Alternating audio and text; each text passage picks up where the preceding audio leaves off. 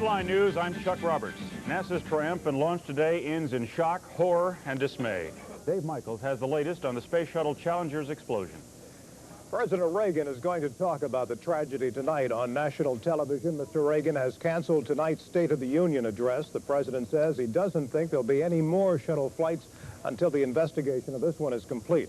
The White House spokesman Larry Speake says the U.S. will still go forward with its space program. Speake says the president called the 7 astronauts courageous Americans. Speake also says Vice President Bush is now on his way to the Cape.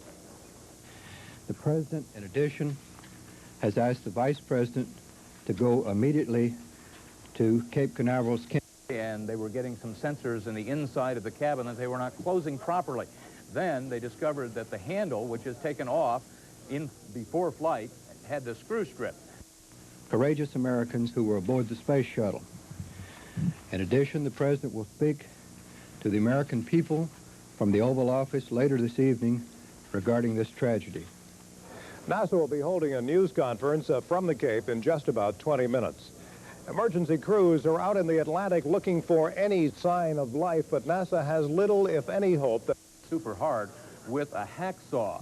Here went down 8 miles off the Florida coast. Debris falling from extremely high altitudes rained over the area for about an hour. That kept paramedics from immediately entering the area. The explosion occurred about 75 seconds after takeoff. Mike Cavanaugh has more on the tragic launch. 3, 2, 1, and liftoff. Liftoff of the 25th Space Shuttle mission, and it has cleared the tower. It had become as routine as the delays. A shuttle on the launch pad. Countdown. Blast off. Time and time again, the shuttle had gone off, leaving behind a stunning trail of smoke and fire. This time was different. This time, as eyes followed it on its way to the heavens, something went wrong. 3 engines running normally, 3 good fuel cells, 3 good APUs. Velocity 2,257 feet per second. Altitude 4.3 nautical miles. Downrange distance 3 nautical miles.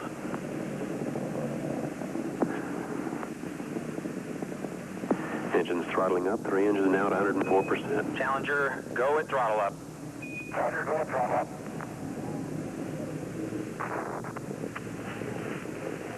1 minute 15 seconds. Velocity 2,900 feet per second. Altitude 9 nautical miles. Downrange distance 7 nautical miles.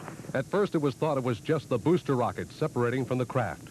But a closer look showed it was indeed the entire space plane that had become a cloud of smoke. Mission Control said debris fell several miles in the Atlantic. Recovery forces sped to the rescue. But NASA conceded there was probably no human life to retrieve. The 7-member crew had waited since Sunday for this mission. Among the astronauts, schoolteacher Krista McAuliffe from New Hampshire, specially picked and specially trained for the much-envied ride into space. Her parents watched from the VIP site not far away.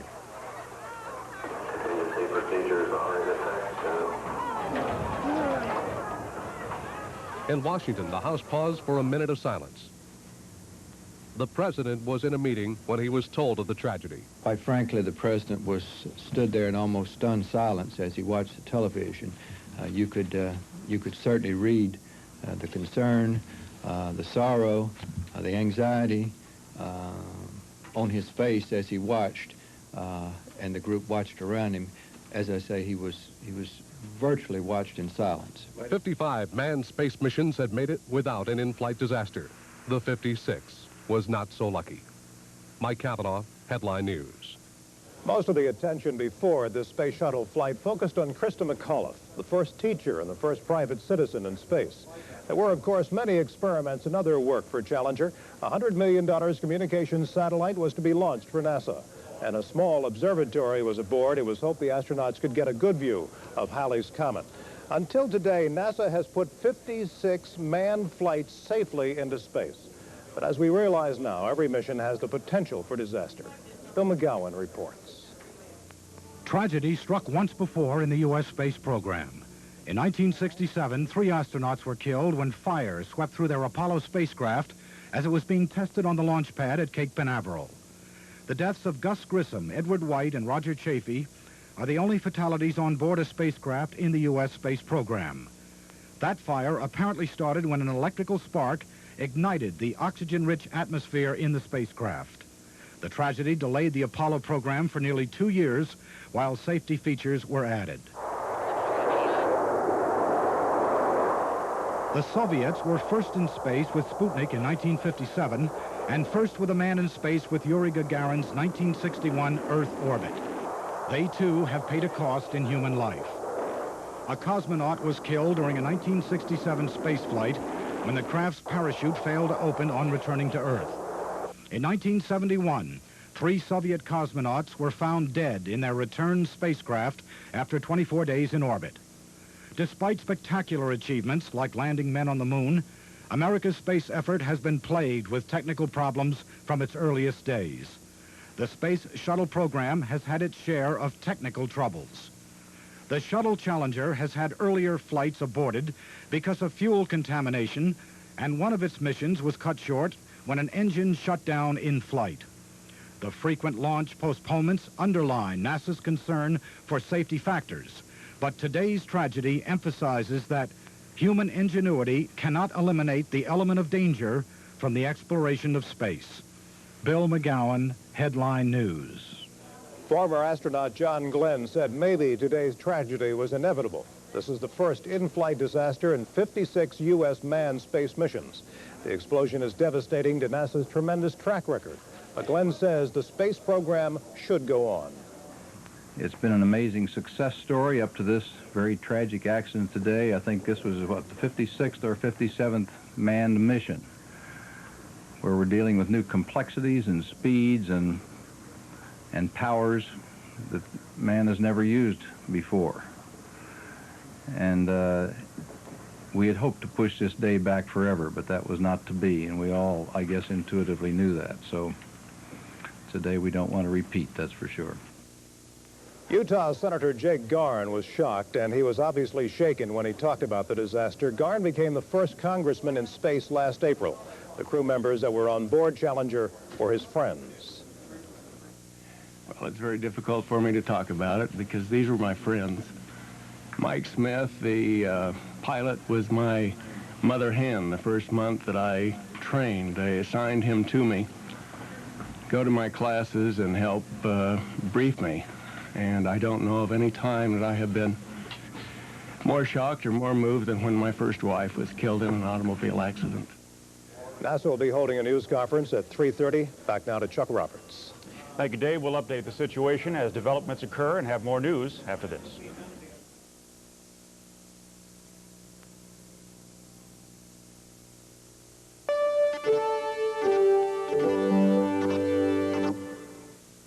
You want to make more money?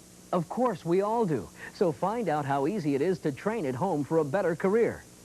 Pick up the phone and call this free number. There's no obligation and no salesman will visit you. Here at International Correspondence Schools, more than 9 million men and women have trained for job promotions and new careers without setting foot inside a classroom. And now at home in your spare time, you can get your diploma or get your degree. Choose any one of these courses: computer programming, high school, auto mechanics, hotel restaurant management, fitness and nutrition, child daycare, bookkeeping, firearms repair, medical dental office, electrician. Or get your degree, major in business management, accounting, electrical engineering, or electronics technology.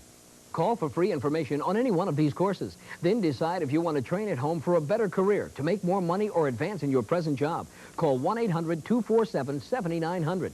Operators are on duty to send you free information by return mail. Call now, 1-800-247-7900. 27 years old, and his company was just purchased for $10 million. 34, and she was just made vice president of a well-known bank. 45 and sailing the Pacific for a year.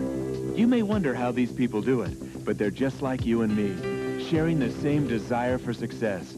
And while there's no one formula for success, there is one magazine with information to improve your portfolio, your career, your lifestyle. Subscribe to Fortune now and receive this free investor's guide, plus this free Fortune Death Director with clock, calculator, and memo pad, which is being used right now by this 47-year-old president of a very successful medical company.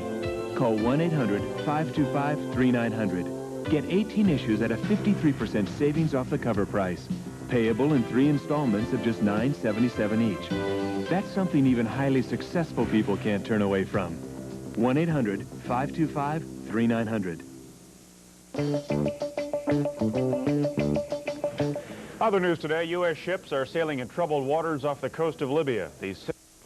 Well, I've just come back from a terrific day out at the Jet Propulsion Laboratory watching the encounter with Uranus. So I'm an enormous fan of unmanned space exploration.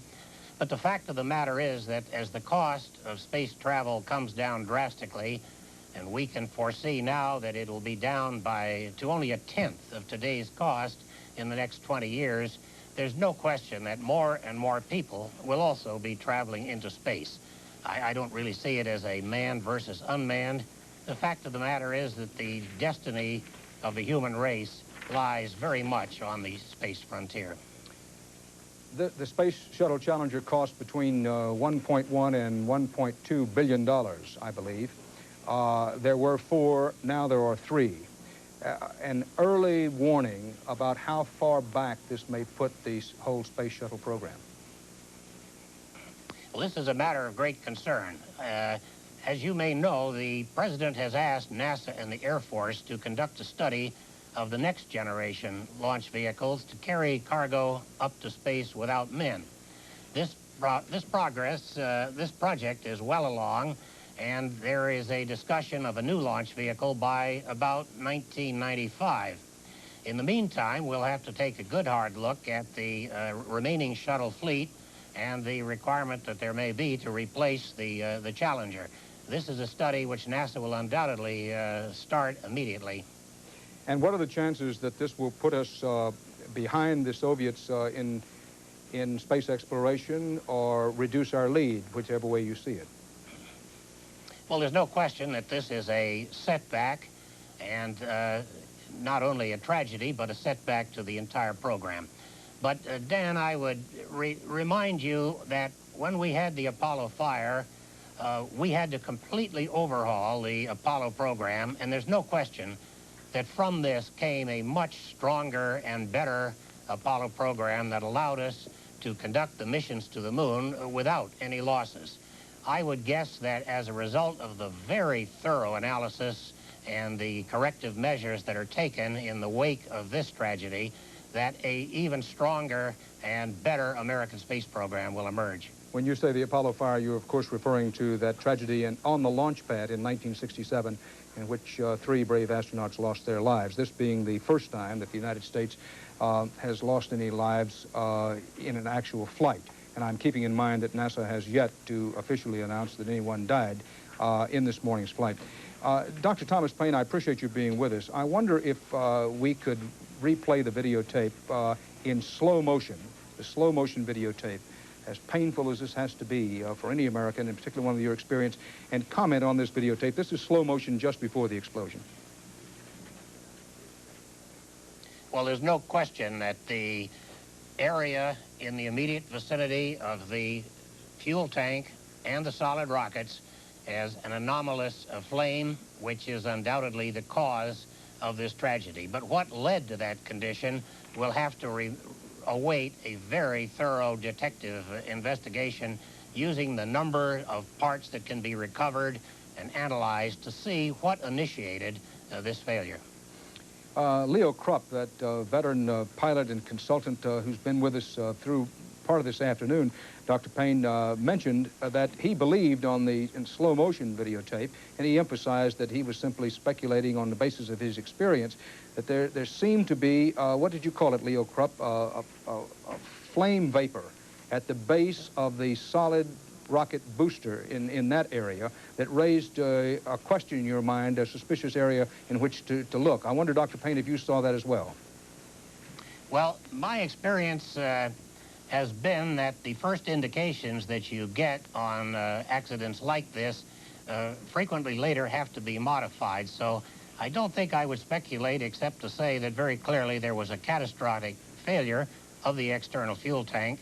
And what initiated it, we'll have to, I think, we'll have to wait and see what the analysis shows. Dr. Paine, what about this very ambitious launch schedule this year, and what, if any, effect would that have on safety in general? Now, let's set aside the question, the direct question, whether it affected today's launch. We have no way of knowing. But there was a very ambitious launch schedule, and there was considerable pressure, was there not? Well, you're absolutely right. I think the real significance here is that we have in the Space Shuttle the entire national launch capability for many of the payloads that are proposed for the shuttle. So therefore, the loss of the shuttle, while we have to go back and rework and find out how to fix this problem before we fly again, is going to cause some very severe dislocations in the nation's space program. The nature of this dislocation remains to be seen, but there's no question it's going to be a very serious problem. Dr. Payne, if you can still hear me, the effect on congressional support for the space program, effect has been waning. Would that be too strong a word in the United States Congress over the last few years? Well, of course, we are in a very difficult budget situation in Washington at the present time with the budget deficit and the very large national debt. I think all of us are agreed that the national space program has to be viewed in the context of the overall federal budget. So yes, there are always re-examinations as to whether or not we have the right program. That's the reason why a year ago the Congress put into legislation the requirement for this new National Commission on Space, which I am the chairman and which we are meeting, and we will have a report for the country in April as to the future of the space program. And in that, we will try to put into context the level of support that we think is appropriate, and we will lay before the Congress an agenda and space goals for the next 20 years that we hope very much will allow a re-examination of the space program and where it should be fitting in the national picture. Dr. Thomas O. Payne, the former NASA administrator and now the chairman of the National Commission on Space, we appreciate you being with us. And if I may, I'd ask you to hold on for at least a short while here as we try to bring viewers who may be joining us a bit late or those who are joining us in progress. The Space Shuttle Challenger exploded in a massive ball of flame between 72 and 75 seconds after blastoff today. There's no indication that any of the 7 Americans aboard the Space Shuttle survived. The National Aeronautics and Space Administration has scheduled a news conference, the first really word that it's had to say since the tragedy, for 3:30 Eastern Time this afternoon, coming up in about 12 or 13 minutes. This is part of our CBS News live coverage, which we've been on since shortly after the tragedy occurred this morning. We will be bringing you live from Cape Canaveral, Florida, that National Aeronautics and Space Administration news conference from Florida. We also want to point out that contrary to an earlier announcement, President Reagan now has decided that he will not go through with his previously scheduled State of the Union address this evening. The State of the Union address has been postponed for 1 week until next Tuesday by President Reagan. However, the President has had Larry Speaks, his principal spokesman at the White House, say that he, President Reagan, plans to talk to the American people sometime during this day or possibly this evening about what the White House calls this tragedy. We have no details yet on when President Reagan will be speaking or what form that will take, but CBS News does intend to carry that live if at all possible. And of course, we will have full details on everything that we can report on this evening's CBS Evening News. Now, the rescue ships and helicopters that raced to the point 18 miles off the Florida coast where the debris from the shuttle came down. The debris rained into the ocean for about 45 minutes, and the rescue ships and some of the planes and helicopters were delayed getting into the area because the debris was raining down. So reports from that area say that still all the rescue ships have seen, and that includes the paramedics who were parachuted actually into the sea to help with the search, that the most they have found are rather small pieces of debris. The spaceship was being propelled by 2 solid fuel booster rockets and its 3 main hydrogen-burning engines. Those are the small engines at the tail of the spacecraft itself. The pilot and the co-pilot were throttling up just before, in the seconds before the explosion occurred. It was not immediately determined if the source of the explosion was one of the boosters or in the main engine system. It may be a long while before anyone knows. There had been a 2-hour delay in the launch of the space shuttle this morning because of the extreme cold for Florida, about 28 degrees. There were icicles over much of the space shuttle and the apparatus that gets it into launch. NASA delayed the launch for 2 hours this morning, made a number of close inspections, and then as the weather began to heat up, NASA felt it could go ahead with the launch. It did. Everything looked all right for about 65 to 68 seconds. Then there was an indication only, as we saw the slow motion videotape later, an early indication that something might be wrong, and then suddenly 72 to 75 seconds in, a major explosion and a ball of flame. Mission Control in Houston said very early after the tragedy that it had no indication of any trouble aboard the spacecraft. The last words heard from the spacecraft were, Roger, throttle up. That meant that they were going to take the throttle from about 60 to 65% of power on up for power as they tried to get the space shuttle thrown forward closer to orbit. Keep in mind, as we pointed out several times, that the space shuttle's own engines are not enough to get it off the launch pad and throw it toward orbit. That's the reason they have those solid rocket boosters. The solid rocket boosters, after they do their job of getting the whole payload off the ground and headed toward outer space, they drop away. The space shuttle's engines then continue on, drawing on the liquid oxygen and liquid hydrogen in the main tank to put the spacecraft on into orbit. 2 senators and a congressman, we're now told, have flown in space, and they had this reaction to today's tragedy. There is risk. That risk is taken by each one of us every day, and that risk is understood by all the members of a crew that climb into a loaded spaceship.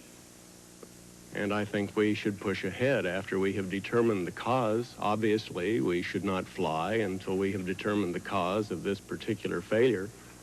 But I think we need to look at all of the successes, the remarkable safety record that the space program has had, the benefits that come from it, and the crew members that I knew so well. I would expect that they would want us to go ahead with the space program after we have gone through the proper investigations and analysis and know what happened. You say this is a day we've managed to avoid for a quarter of a century.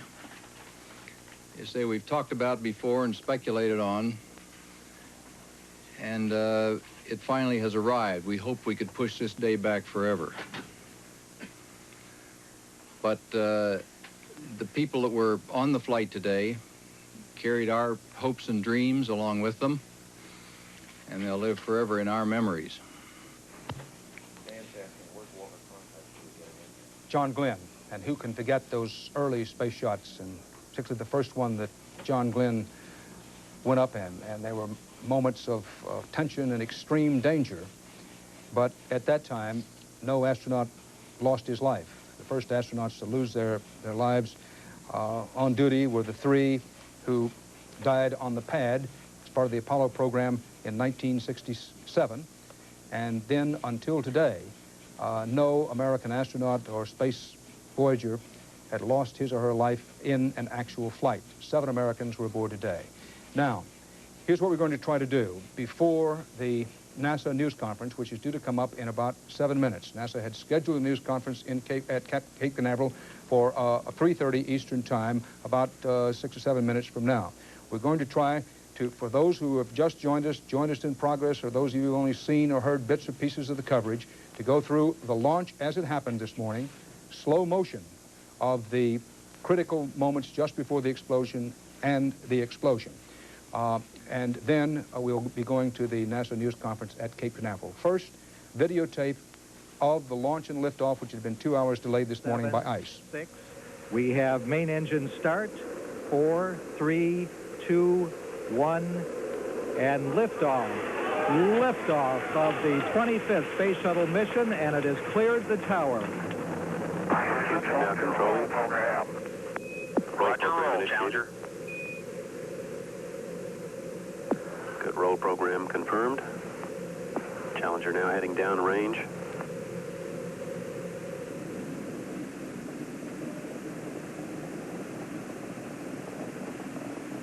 Engines beginning throttling down now at 94%. Normal throttles for most of the flight, 104%. We'll throttle down to 65% shortly. Engines at 65%, 3 engines running normally, 3 good fuel cells, 3 good APUs.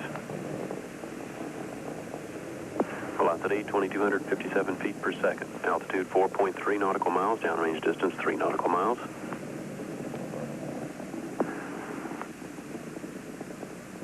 Engines throttling up. 3 engines now at 104%. Challenger, go at throttle up. Challenger, go at throttle up.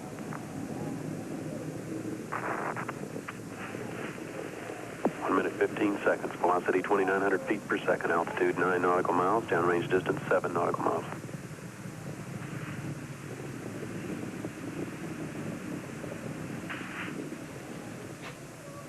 And the spacecraft, in increasingly small pieces of debris, rained down into the ocean off the coast of Florida.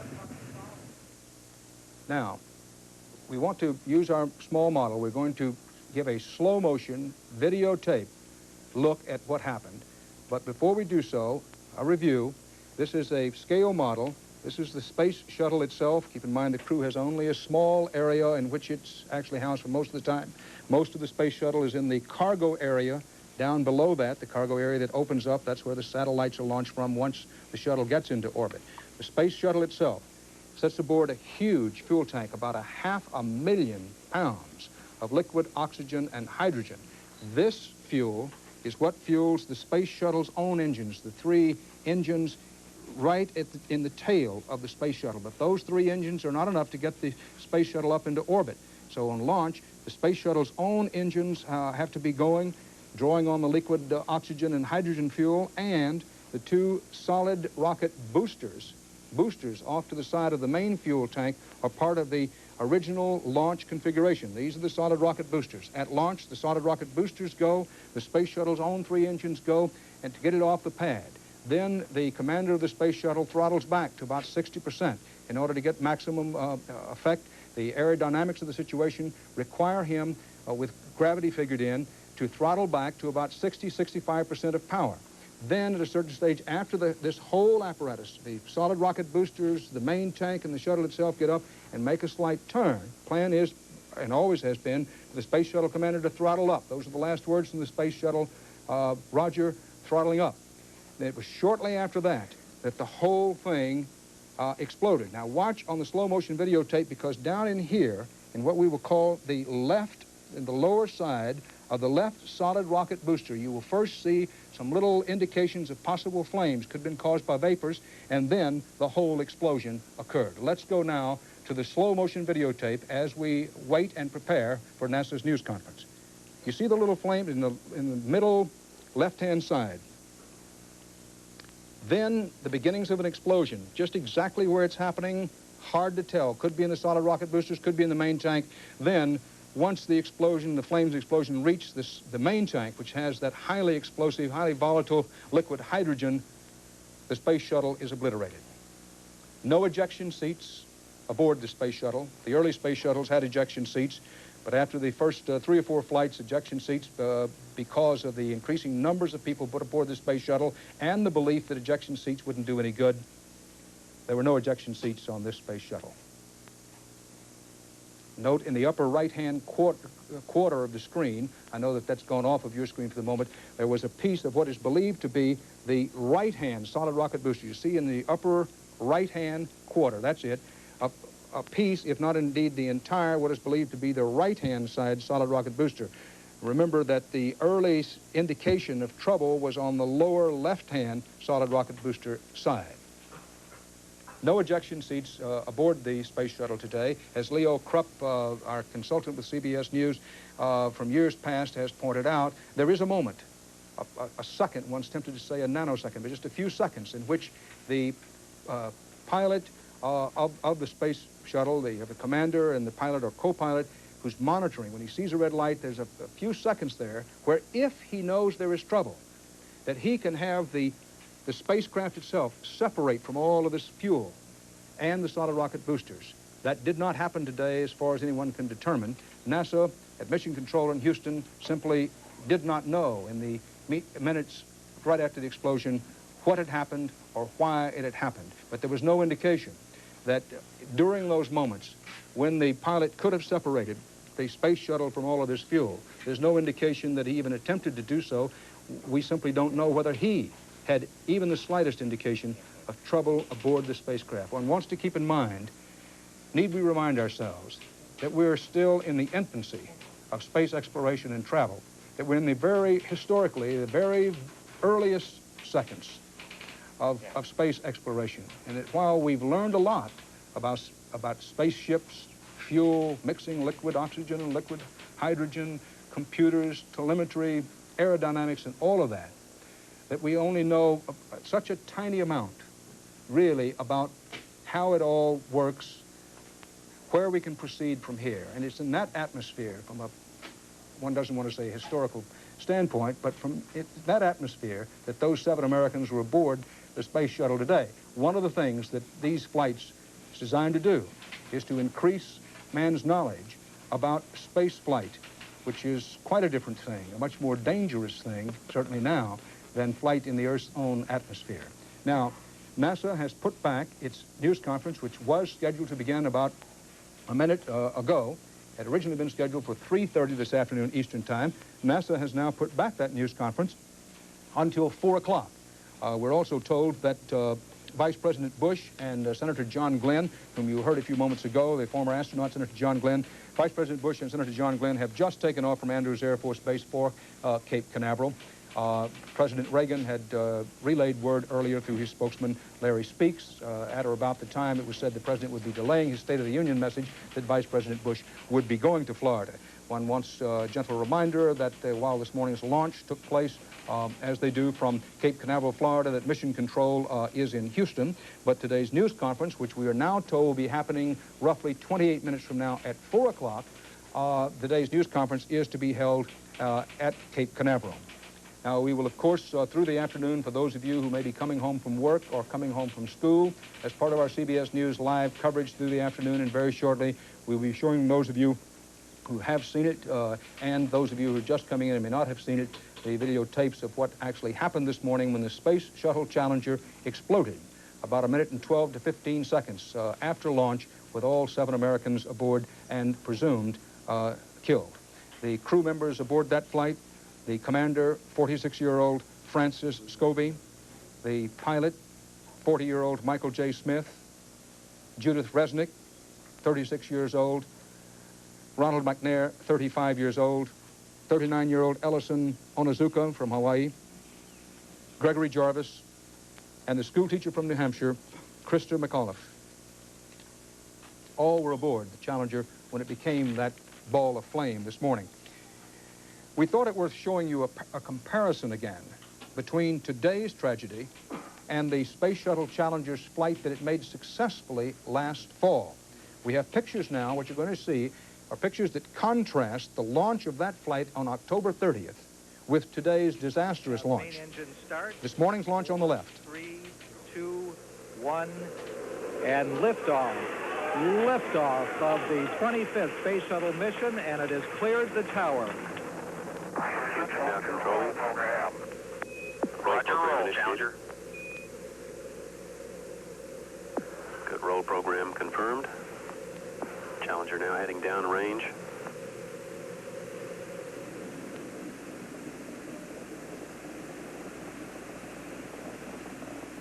Engines beginning throttling down now at 94%. Normal throttles for most of the flight, 104%.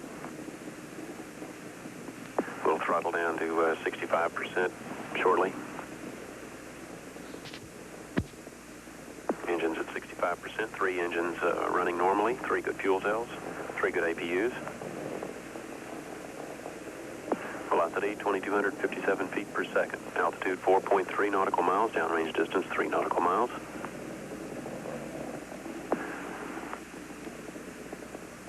Engines throttling up, 3 engines now at 104%. Challenger, go at throttle up. Challenger, go at throttle up.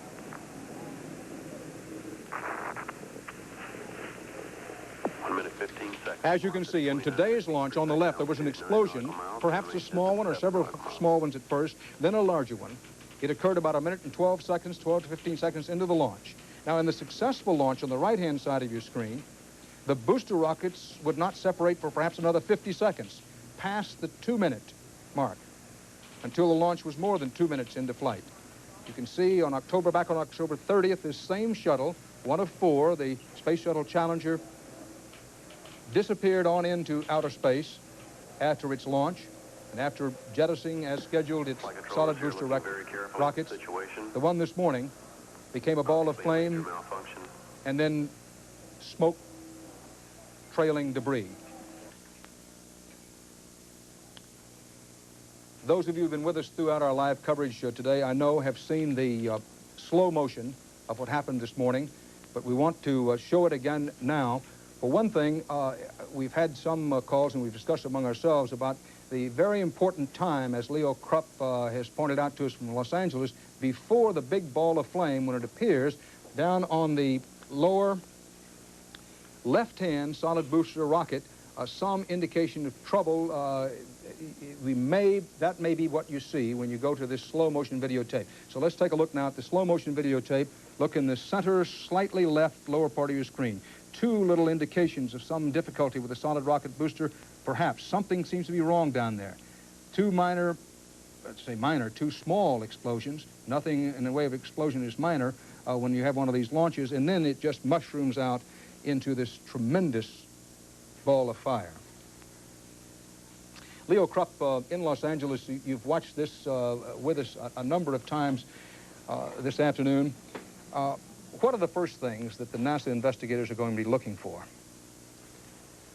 Well, I imagine the first thing they're going to be trying to do, Dan, is find out why they had the anomaly of this, appears to be the anomaly on this left-hand solid rocket booster.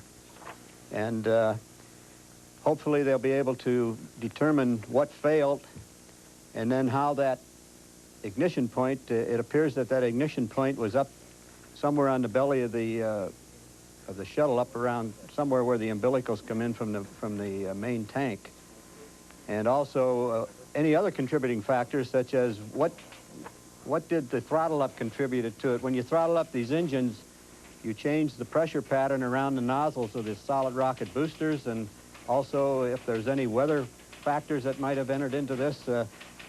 As Dr. Payne pointed out, this is a thorough investigation. It's going to take a long, long time. They're going to have to look at all their telemetry data, look at all the pieces they recover of debris, and see if there's any clues there, and try to piece this together. But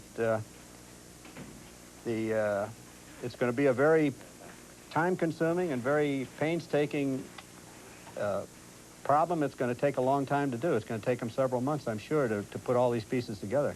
Leo, is Dr. Thomas Payne still there with you? Yes, he is. Dr. Payne, have you talked to anyone with NASA during the day? No, I heard about this right after it happened and immediately turned to my source of information, which is television news, of course. I must say, it's a terrible thing to have happen, but I was very proud of the way in which the American press was able to give the people an immediate look, and I think the coverage shows great professionalism in your organization, Dan. Well, thank you. Far be it for us to interrupt or compliment, but I do want to concentrate on our coverage. And Dr. Payne, I believe you said that you were somewhere checking on the results of the Voyager 2 flyby Uranus. Where was that, and what was the reaction there of those involved with the Voyager mission when they heard about the Space Shuttle Challenger explosion? Well, no, I had left the Jet Propulsion Laboratory by the time of the accident. I see, Dr. Payne. Bruce Hall, whom I believe you know, our veteran space correspondent in Florida, is standing by at Cape Canaveral. Bruce, what effect is this disaster expected to have on the space program, both manned and unmanned? Well, it could have a real effect on the program, particularly the shuttle program, of course, because we've had 4 shuttles which we're operating with, and we've still fallen a little bit behind schedule, Dan, with that. And there has been tremendous pressure on NASA to keep those 4 shuttles operating and to keep on schedule, and they've still fallen behind. Now that we have lost one of the major shuttles, and we have lost the Challenger, this is the flight, the shuttle that has been used 10 of the 25 launches. It has been the Challenger. The Challenger has been the workhorse. The Challenger has been the shuttle that has had the least amount of technical troubles. So, therefore, it is going to be a major effect on the program from that standpoint. Now, there was not another shuttle scheduled to be launched until the first week in March. But it was a time, ironically, when NASA was a little concerned about the launch, because in March, they were going to try to launch 2 shuttles within 1 week. And for the very first time, they were going to put a Centaur rocket aboard one of the shuttles. This is one that would have liquid fuel, something that has never been done before. And say that again to me, Bruce. I'm sorry, I didn't understand that. Okay. One of the concerns that NASA had for the future, and this is something that was going to take place in May, I said March, in May, when NASA was going to launch one of the shuttles, and aboard that shuttle was going to be a Centaur rocket. Now, the crucial thing here is that the Centaur rocket, which we have fired from a number of places before, but the Centaur rocket that was going to be aboard the shuttle was going to have liquid propellants. And once again, we were in a position where we were talking about highly volatile substances to be put into space. And this was something that NASA has been real concerned about. There was very little concern about the launch today because it was the Challenger, and they were so pleased with the Challenger. They were sort of diverting some of their attention and looking forward, although the concern is always for safety here. Let me emphasize that. They were looking forward and trying to work out all of the problems in regard to the May launch, which was going to be another step forward for the program. And that was something that there was real concern about with NASA. And now, the fact that we have lost one, plus the fact that we'll have to have an extensive investigation, NASA will want to insist upon a very extensive investigation into this to see where the program goes from here. And while there probably will be some criticism, it is everyone's opinion here at the Kennedy Space Center, the program, of course, will go on. It will go on with 3 shuttles. There will be a strong move to bring forth a 4th shuttle. But there is a problem in trying to get a 4th vehicle, the 4th orbiter, in that the place where the shuttles are manufactured now is being geared up for the production of the B-1 bombers. So you can see we have several problems in connection with this terrible tragedy of today that are going to impact on the future of the program, and it is going to delay several of the missions. It is going to have a devastating effect on the shuttle program in the future. It is going to mean that we are, in all likelihood, going to have to delay our missions to Jupiter and delay probably for at least a year on our mission to Jupiter, which is a setback for NASA, is a serious setback for the entire space program. So we have something to deal with in the program that goes beyond just this tragedy, and that is the entire future of the program, Dan. Bruce, for those who don't follow the space program anywhere nearly as closely as you do, you're talking about this Centaur rocket that was planned to be taken up on a space shuttle flight in May, correct? Mm-hmm. That is correct. Someone here said, well, how can they take a rocket up aboard the rocket? Well, again, using our scale model here, you have the space shuttle itself, its main liquid, well, it's liquid fuel tanks, and then its solid fuel boosters. These fall away. This tank eventually falls away, and the shuttle goes on into orbit. Remember, again, that the shuttle has this cargo bay, and that's what the cargo bay is designed for. Bruce, help me as we go along here, if you will, that is correct. A rocket was to be launched out of here. The plan for the May launch of the space shuttle was to put a Centaur rocket and see if it could be launched out of this cargo bay, correct? That is correct, and that is part of really what NASA was calling the exciting future of the space program and the shuttle program, in that they were trying to make major advances in the program. And among the major advances includes things which bring safety into it and real safety problems, because they've been dealing with the liquid propellants aboard this Centaur rocket to make certain that they could do this and do this safely. And it was one of the major concerns, and it was expected to be a big advancement. The second advancement, that same time they were going to do that, they were going to attempt to launch a second shuttle in the same week, so that we're going to have 2 shuttle launches within 1 week. That is the reason that it was so important that today we were to launch a shuttle from what is known as Pad 39B. We have always, with the previous 24 shuttle missions, gone off from Pad 39A. But with the refurbishing of the second pad, that meant that the space program would take a major leap forward. They would be able to try new programs and be able to make further advances. And this was part of what Dick Scobie said, the commander of this flight, and his desire and his hope and his saying, as he told several people in his last days, that the real future is the development of outer space, and we have to be able to develop outer space, and this was the way that NASA was going to do it. So you have here, Dan, not only a tragedy today with the explosion aboard the Challenger and with everything that has occurred here, but you have a tragedy for the entire space program and for the future of the space program. And this is something that I'm sure in the coming weeks and the coming months we're going to hear a tremendous amount about, because it is going to obviously delay the shuttle program. It is going to delay trips to Jupiter like they had planned, and it is going to delay some of the long-range programs that they already have on the drawing board. Bruce, I'm reminded that one of the many purposes of the Space Shuttle program was to get a new powerful telescope into outer space, away from the Earth's atmosphere. And it always was a very exciting prospect, I think, to many Americans, that to get a telescope, this had not yet happened. Some of the previous space shots had been designed to help it along, but part of the Space Shuttle program is to put a telescope into space where so much more can be seen. And once that telescope got into space, NASA was always pointing out that humans, for the first time, with a telescope aboard the shuttle in outer space, would be able to see many thousands of times much more of the cosmos than any human had ever been able to see before, because, of course, with earthbound telescopes, one is hampered by the Earth's atmosphere. All of that part of the Space Shuttle program. Leo Krupp in Los Angeles, could the pyrotechnics that are supposed to lead to separation of the solid rocket boosters from the spacecraft, could those pyrotechnics have been pre-ignited, and could that have been part of the problem? We're raising questions here. We want to emphasize that we simply don't know what caused the explosion aboard the shuttle, but could that have been one possible reason? Well, I assume not, Dan, because if a separation sequence had been initiated and you actually blew the explosive bolts, you would have a normal separation. You wouldn't have a catastrophic explosion.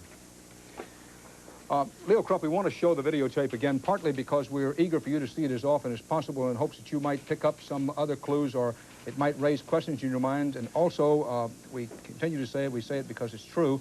At this time of day, so many people are coming home from school or work, or joining us in our coverage.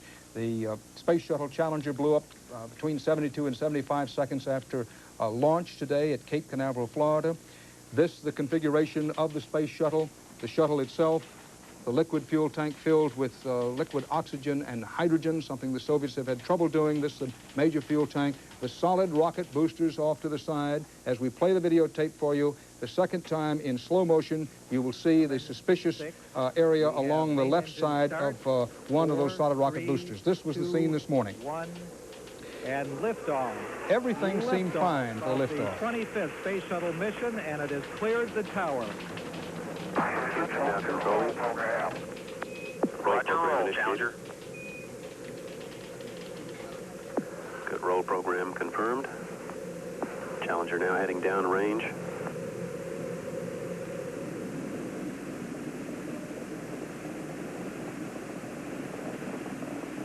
Engines beginning throttling down now at 94%. Normal throttles for most of the flight, 104%. We'll throttle down to 65% shortly. Engines at 65%, 3 engines running normally, 3 good fuel cells, 3 good APUs. Velocity 2,257 feet per second. Altitude 4.3 nautical miles, downrange distance 3 nautical miles.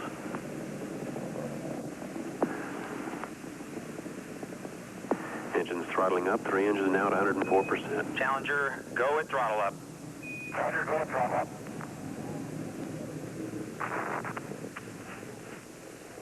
One minute, 15 seconds. Velocity 2,900 feet per second. Altitude 9 nautical miles, downrange distance 7 nautical miles.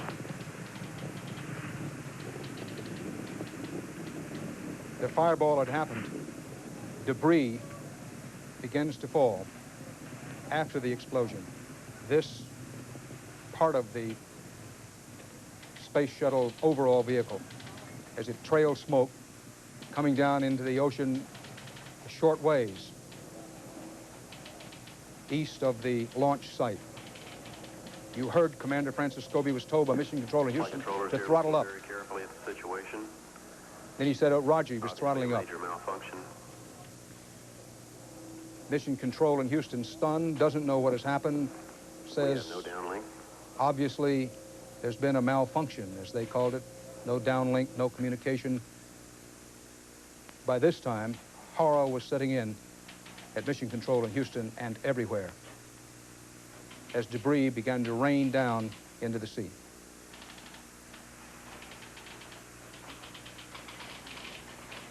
Now, the critical moments in slow motion.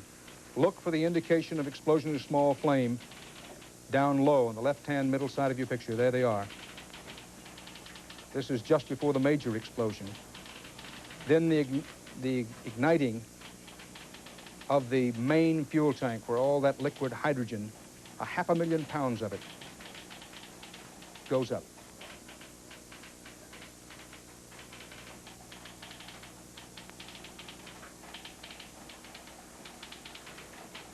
The spacecraft was traveling at close to 2,000 miles an hour at the time.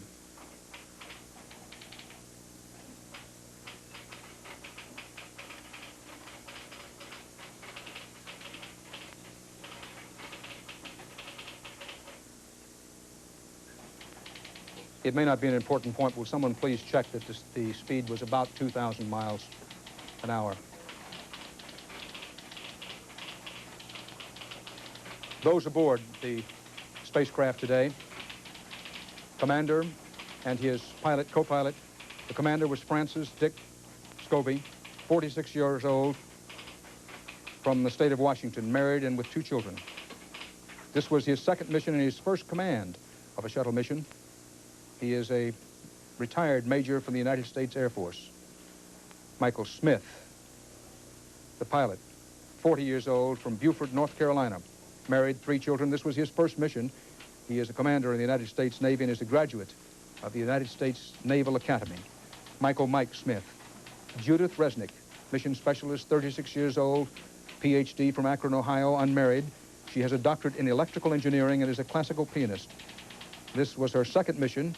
She was trained to operate the shuttle's robot arm. Judith Resnick was the second American woman in space, Sally Ride being the first. This was Judith Resnick's second mission. Also aboard today, mission specialist Ronald McNair, 35 years old, from Lake City, South Carolina, married, father of 2 children. He has a doctorate in physics from Massachusetts Institute of Technology, MIT. This was his second flight. McNair, one of the pioneering black astronauts. Mission specialist Ellison Onizuka, 39 years old, from Hawaii, married with 2 children. Air Force colonel. This was his second flight. His first flight was a secret one for the United States Defense Department, that controversial mission some months back when the Pentagon had a secret mission into space. Onizuka was aboard that mission. Today's mission was nothing secret about it. Among the things to be accomplished was an exploration of some of Halley's comet. Greg Jarvis, payload specialist, the employee of Hughes Aircraft, 41 years old. He is an electrical engineer. Greg Jarvis, the employees of Hughes Aircraft, he was bumped from 2 previous flights, but was finally getting a chance to go. His job was to conduct experiments on how liquids behave in the weightlessness of space.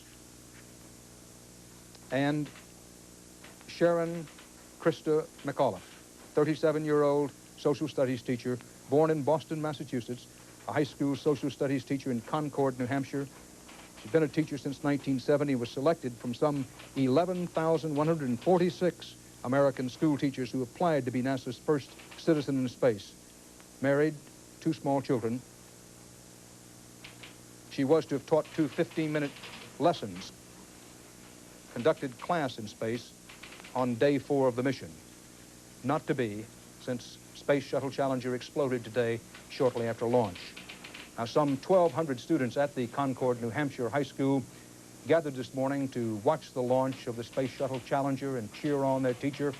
Their social studies teacher, Krista McAuliffe, was on board, and the mood in the beginning and through the first 30 seconds was jubilant. We have main engine start. 4, 3, 2, 1.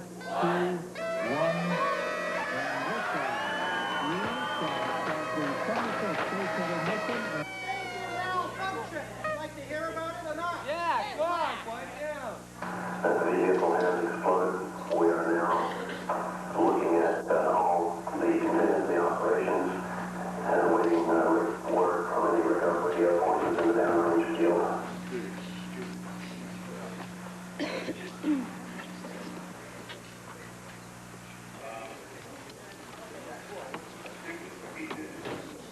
Be a loss to the school, but most of all, it'd be a loss to a family and of friends, and it's just too awful to contemplate. It's just awful. A thing like this would happen.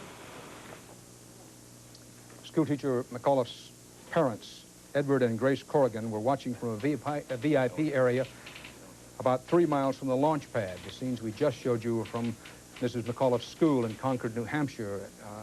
Terrible scene there when the joy of the liftoff turned to the horror of the ball of fire explosion.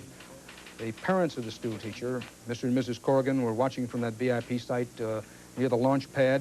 When the tragedy struck, the cheers there, of course, turned to shrieks of horror, and the Corrigans clutched each other in tears. NASA officials rushed in to shield them from the crowd and then immediately led them away. President Reagan has postponed the scheduled State of the Union address that was scheduled for tonight until next Tuesday. We're told the president intends to talk to the American people sometime during this late afternoon or evening. Time and form yet to be announced. CBS News intends to carry that live. I was glancing at the clock there because the NASA news conference, the first official word from NASA really since the tragedy, was to have taken place about 23 minutes ago at 3:30 at Cape Canaveral. Then we got word it was postponed until 4 o'clock. And, of course, CBS News will be going to Cape Canaveral for live for that NASA news conference if it comes off as scheduled at 4 o'clock. House Speaker Tip O'Neill today, he talked about today's tragedy at a special House session. We may be able to give that to you later on as the afternoon goes along. But for those of you who've only had snippets of this story or who may be coming home saying, what is going on? The space is very dependable in the past. Space Shuttle Challenger, everything seemed to be all right this morning. And then just over a minute after liftoff, trouble, an explosion. No indication of any survivors, and the word to Cape Canaveral is, you've seen the ball of fire. How could there possibly be any survivors? NASA has said it had no indication of trouble. It has had nothing to say about what happened or why it happened. Now, because of our continuing coverage of this disaster, CBS has canceled the school break special scheduled for this afternoon. It will, of course, be broadcast at a later date. That note from our programming department. Now, we were saying that the space shuttle, when it just after lifted off this morning, no indication of trouble, and then it exploded.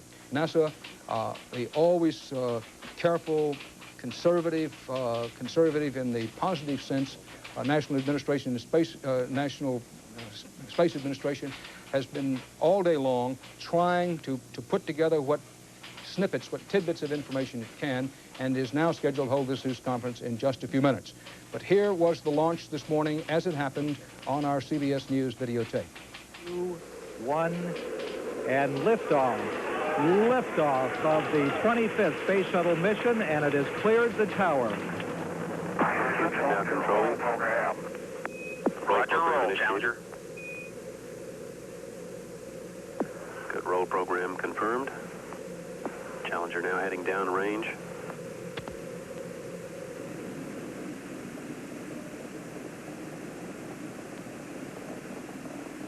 Engines beginning throttling down now at 94%. Normal throttles for most of the flight, 104%. We'll throttle down to 65% shortly. Engines at 65%, 3 engines running normally, 3 good fuel cells, 3 good APUs. Velocity 2,257 feet per second. Altitude 4.3 nautical miles, downrange distance 3 nautical miles.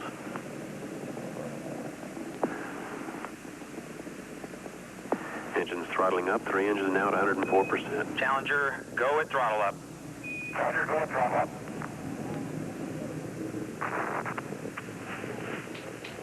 1 minute 15 seconds. Velocity 2,900 feet per second. Altitude 9 nautical miles. Downrange distance 7 nautical miles.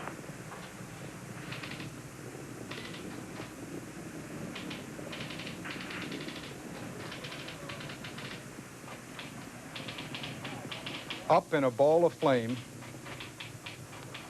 down in fire.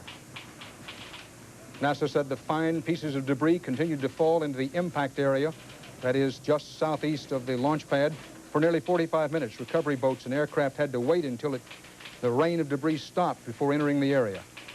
Paramedics parachuted into the water. Some of them leaped into the water from helicopters, seeking to find any trace of survivors. There was no trace, only small pieces of debris. In slow-motion videotape, this is what happened during the critical moments of the explosion. Indication of trouble in the lower middle left-hand side of your screen.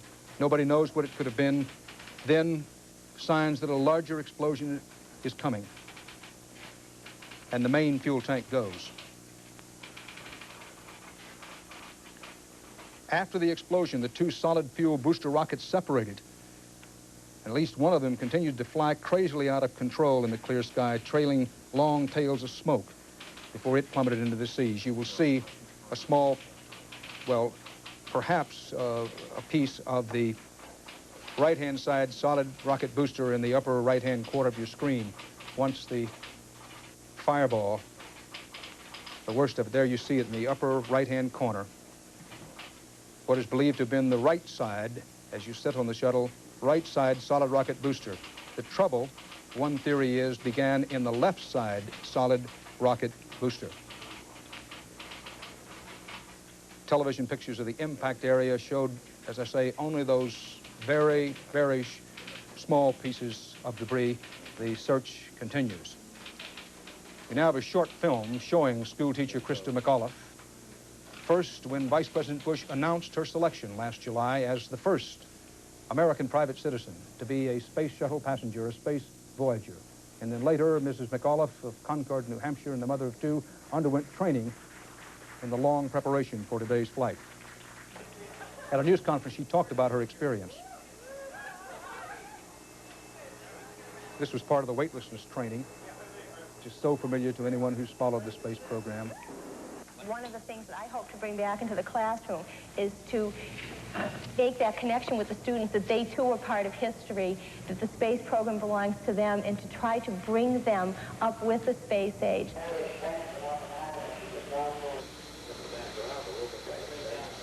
These are other photographs of training of school teacher Krista McAuliffe.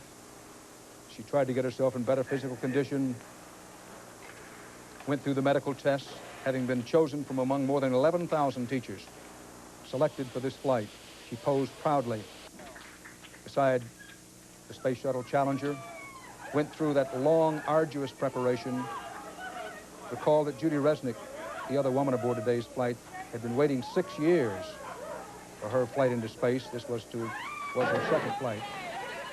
Now today, boarding the bus for the launch, school teacher McAuliffe and the other 6 Americans, looking so forward to what they were convinced would be another successful launch.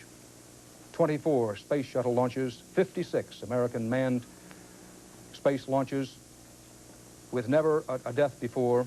There were 3 deaths in 1967 on the pad, but that was before launch. Today's the first disaster in space flight for this country.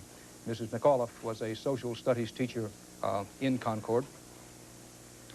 And the other woman, as we mentioned, aboard with her, she was selected from the 11,000 teachers applicants. Now, Judy Resnick, who was the mission specialist, had been selected through a whole different process, part of the what we now call the routine process of selecting men and women as part of the space program. And Judith Resnick, the second American woman in space, Sally Ride had been the first. Judith Resnick talked about what it was like to be the second woman in space. Is there anything that needs to be said about the second woman in space? The U.S. woman? I'm very comfortable flying with this crew. We have gotten along very well from the beginning. We work well together. We have a good time in training. I'm very comfortable with the whole mission in general, and I view myself as part of the team. There's 6 of us, and I have about 1/6 of the responsibility, and the other guys have about 1/6, and that's the way we intend to do it on orbit, and we're all very comfortable with that. And I'm very confident of their abilities, and I think they're very confident of my abilities in the areas that I have responsibilities, and I trust them in the areas that I don't know that much about to go do the right thing, and we have that mutual trust among us, and I think that will make for a good mission because we have a good crew. What does Judith think about going to space? Well, I'm eager to go. A long time waiting. I've been here for 6 years. I think it's about time, the right length of time to be at NASA and working in the system before you go fly. There are a lot of people who have waited longer for flights. There are some who have waited less time for flights. I'm very satisfied with where I am right now. I'm ready to go fly this mission with the rest of the crew, and I hope after the mission's over that NASA wants me to fly another one. Judith Resnick, 36 years old, from Akron, Ohio, unmarried. She has a doctorate in electrical engineering. She's also a classical pianist. This was her second space mission after becoming the second American woman in space behind Sally Ride. This was to be her second mission in space. And if you say to yourself, well, what was it that these women do up there? What does the men do up there? This particular woman, this woman astronaut, this American hero, was trained to operate the shuttle's robot arm. Now, for those of you who have forgotten or perhaps haven't followed the space program too carefully, that once the space shuttle in normal launches, successful launches, once the solid rocket boosters separated out, the main fuel tank separated out, and the space shuttle itself got up out there on the high frontier, in the cargo bay of the space shuttle, that Canadian-manufactured robot arm. Now, remember, the crew is up in here. This is the cargo area where the satellites that are launched out from the space shuttle are carried, where the Centaur rocket for later this year was to have been launched from. In this cargo bay area, there's a robot arm the robot arm helps get things out of this cargo bay. Yes, if there's real trouble or for other purposes, the astronauts can get out and take a spacewalk around, and they can work in this cargo bay, but most of the work is designed to be done by the robot arm. And you have to train somebody to operate that robot arm, and Judith Resnick, the second American woman in space, today off on her second mission in space, was an expert in operating that robot arm. That's what she was to do. Among other things, that this particular space mission was to launch and retrieve from the cargo bay of the space shuttle one satellite that was to help study Halley's Comet. There was also to be another satellite launched from that cargo bay, which was to stay out in space and be part of NASA's communications network. That was among the many missions designed for this particular space shuttle voyage. Also, school teacher Krista McAuliffe was to conduct 2 classroom sessions from outer space. The NASA news conference, which had been scheduled for about 40 minutes ago originally at 3:30 Eastern Time and then was put back to 4 p.m. Eastern Time, has yet to start. We are told that it still will be taking place at Cape Canaveral, Florida, but clearly we're past the scheduled time, even the rescheduled time for it, and so we will just have to see when that news conference is held. When it is held, we will, of course, be going live to Cape Canaveral, Florida. President Reagan has postponed his scheduled State of the Union address for tonight to next Tuesday. We're now told the president will be addressing the American people at 5 o'clock Eastern Time this afternoon. President Reagan, earlier in the day, he first said that, first sent out word that he'd go ahead with the State of the Union address. Understandably, the White House had second thoughts about that, and on the urging of Bob Michaels, the Republican leader in the House, and Bob Dole, the Senate Majority Leader, President Reagan and his aides reconsidered. They postponed tonight's scheduled State of the Union message until next Tuesday, then said the president would be talking to the American people sometime late this afternoon or this evening. Now there's word the president plans that at about 5 o'clock Eastern Time this afternoon. That'd be 4 o'clock in the Central Time Zone, and would be 2 o'clock in many places in the West, 2 o'clock in the afternoon. President Reagan will be talking to the American people about today's tragedy in space. After 56 successful manned spacecraft launches, the first American manned spacecraft disaster. Now, this launch was the 56th manned space launch for the United States. It was the 25th shuttle launch. We had some debate earlier in the day whether this was the 24th or 25th. Bruce Hall, ever on the alert, has checked and double-checked. It was the 25th shuttle launch. It was the 10th launch for this particular shuttle orbiter called the Challenger.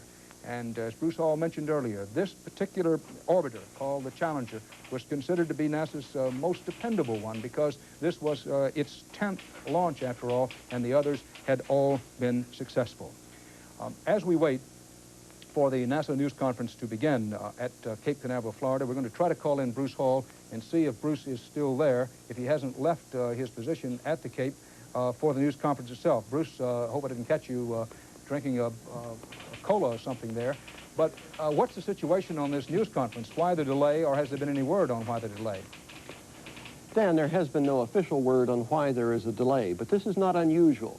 What NASA plans to do is have Associate Administrator Jess Moore, a person who is extremely familiar with the shuttle program, come over and brief the press and then be available for questions. He has done this many times in the past, and sometimes we have had schedules which have been delayed like this, and he has told us afterwards, he said, I set up these press briefings for when we think they're going to be held, but before I come over to talk to the media present, I want to make certain I have all of the answers that we have at that time. So he says that frequently the meetings and the briefings are delayed so he can confer and have further conferences with all of the people involved so that he has the information that is necessary. He is, as we've said, very involved in the program. Has basically been in charge of the Space Shuttle program, just recently named to be the new director of Johnson Space Center in Houston. He has been here at Kennedy Space Center. He talked to us several times already on this mission. But I am quite certain, Dan, that he is having further conferences because he wants to be able, if he has always done in the past, once he faces the media, to have some definitive answers. Now, I think in talking to other people at NASA, we can be assured that he is not going to be able to say exactly what happened.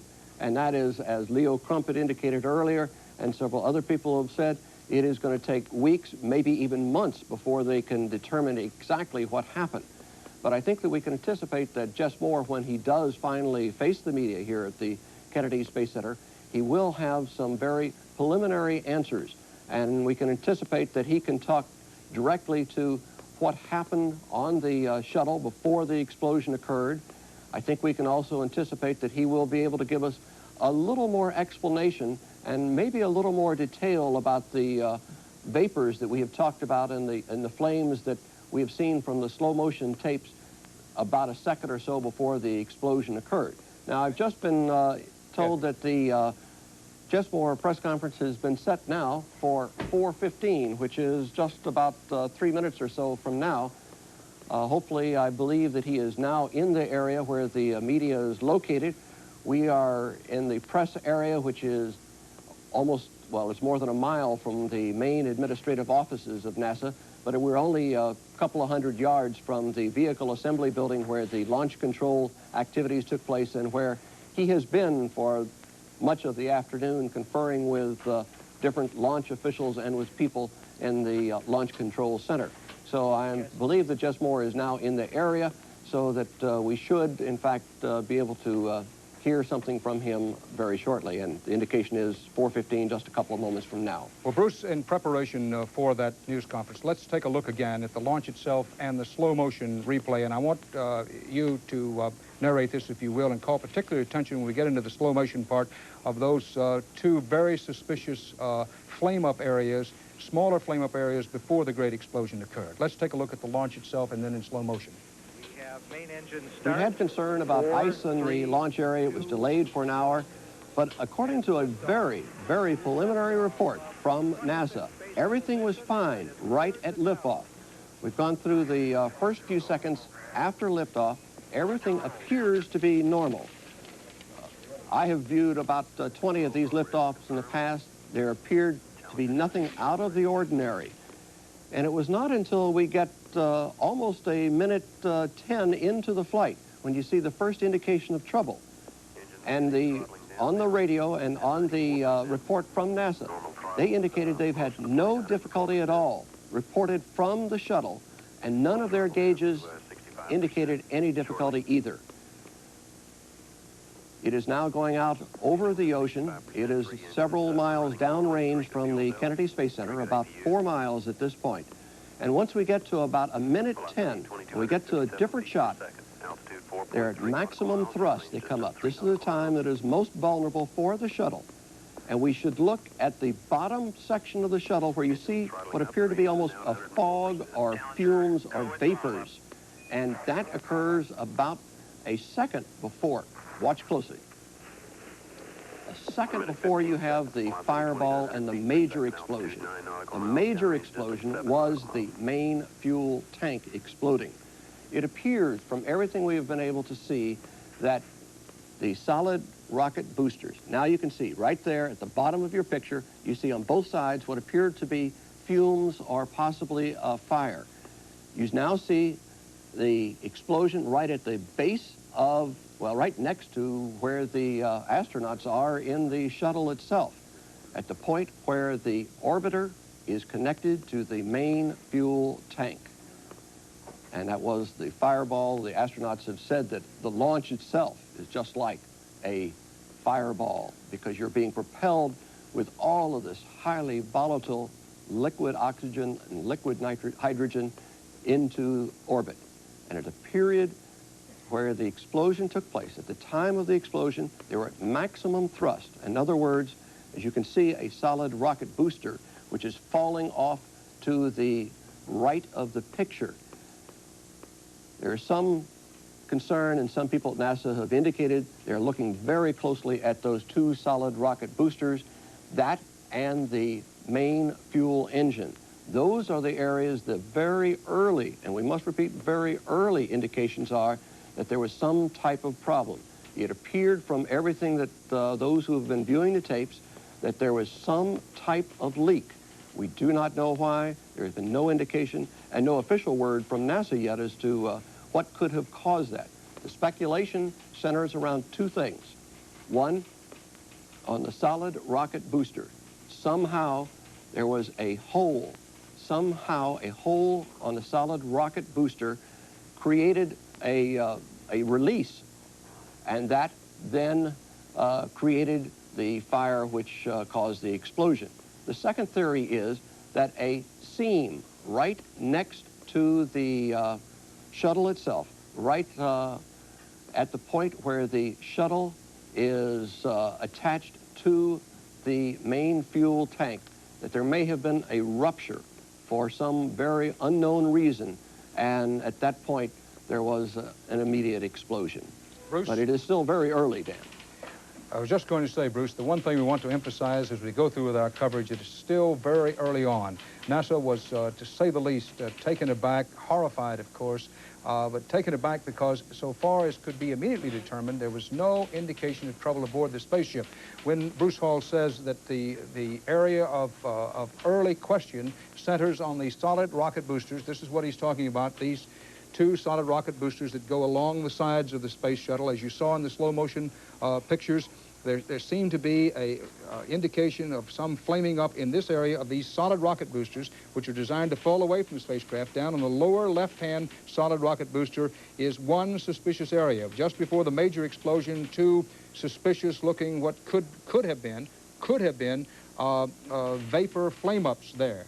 Now, these solid rocket boosters have fuel that's the texture of sort of rubber, and it is true that you can beat on it with a sledgehammer and not ignite it or make it explode. However, it can put off and does put off some vapors, and one question is, did vapors from this solid rocket booster somehow get out in here and cause ignite and then cause the major explosion with the liquid fuel that's in the larger tank? These are solid fuel rockets. This is the liquid tank from which the space shuttle or orbiter itself, with its three engines at the base, takes its fuel from here. Now, the whole thing was still together about a minute and 12 seconds into the launch when the explosion occurred. And what Bruce was talking about right down in here on this left-hand solid booster rocket is one suspicious area. Now, no one can say with any certainty that that's the area in which it all started. From the slow-motion videotape, it is a suspicious area.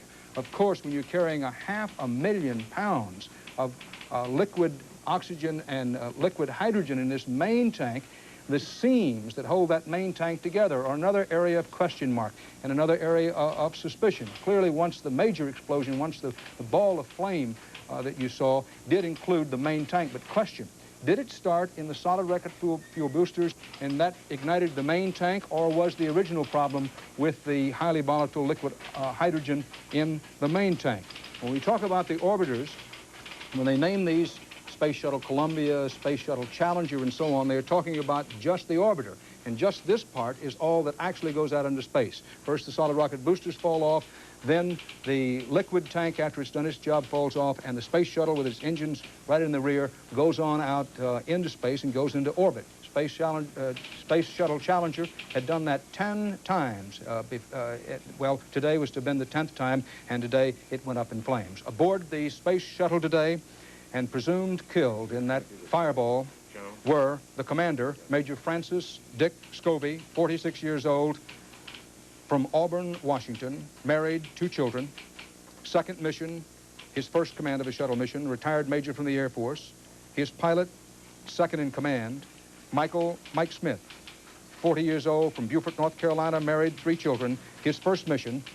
He was a commander of the United States Navy, a graduate of the U.S. Naval Academy. Also aboard today, mission specialist Judith Resnick, 36 years old, from Akron, Ohio, doctorate in electrical engineering, her second mission, trained to operate the shuttle's robot arm. Ronald McNair, mission specialist, 35 years old, from Lake City, South Carolina, married, 2 children, doctorate in physics from MIT. This was his second flight. Mission specialist Ellison Onizuka, 39 years old, from Hawaii, married, 2 children, Air Force colonel. This was his second flight. Greg Jarvis, payload specialist from Hughes Aircraft, 41 years old, an electrical engineer. His job was to conduct experiments on how liquids behave in the weightlessness of space. And Susan Krista McAuliffe, 37-year-old social studies teacher from New Hampshire, and the mother of 2.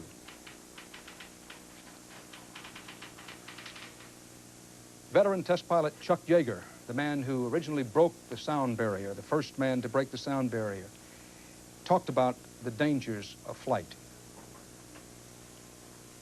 Not as dangerous? Well, it takes an accident like this to generate comments that you hear now about, you know, safety and things like this, as it occurred in the Stretch DC-8 accident in Gander. You know, it generated a big flap about air safety, and this will generate a flap about safety in space. And we've gone through this before in the Apollo fire that killed Gus Grissom and Ed White and another astronaut. But the point is, you have accidents when you're fooling around. You have accidents in automobiles and accidents around the house, but you've got to expect them, obviously. And one thing that this will bring about, I'm quite sure, is a tightening up of the systems. And whether or not it merits a tightening up of the system, that's what will come out of the accident investigation.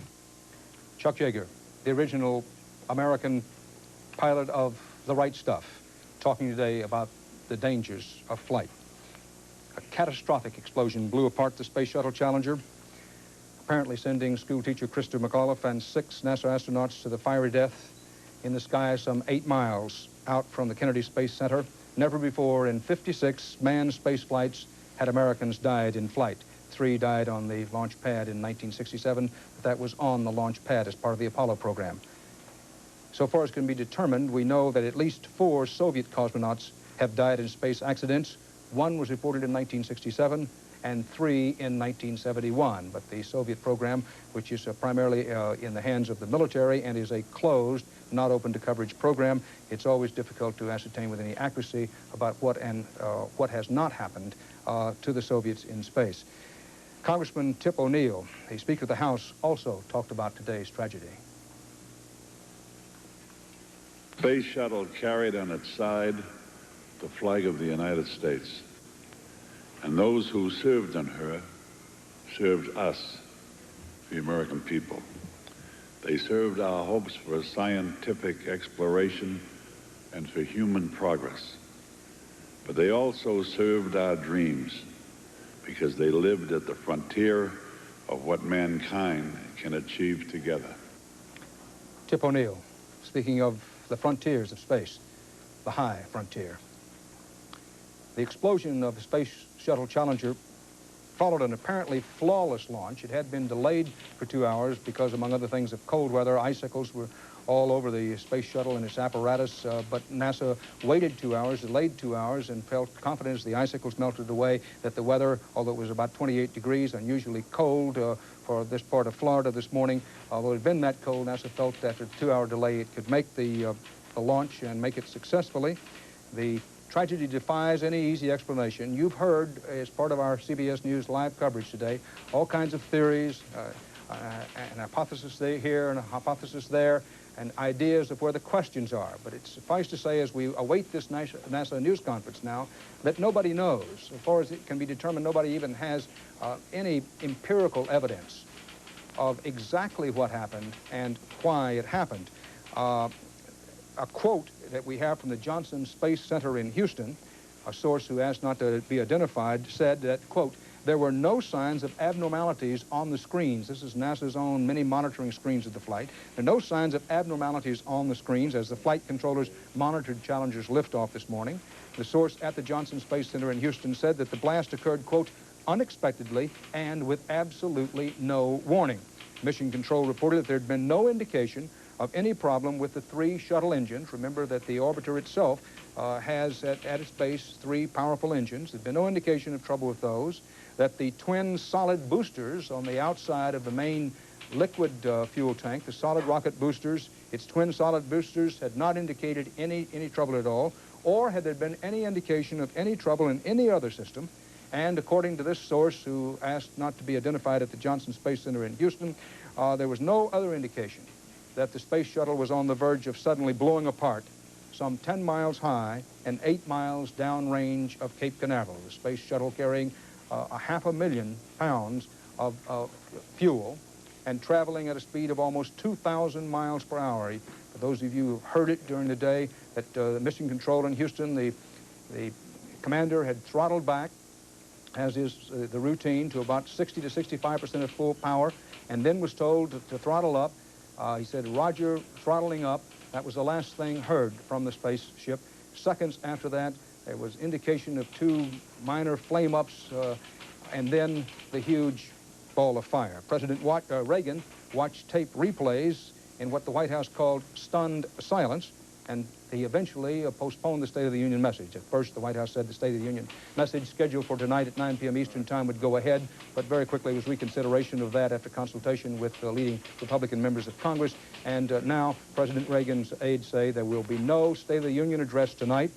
That's been postponed until next Tuesday. There will be, scheduled at 5 o'clock now, Eastern Time, 4 o'clock in the Central Time Zone, a talk to the American people by President Reagan, and CBS News, as part of our continuing live coverage, will, of course, cover that live.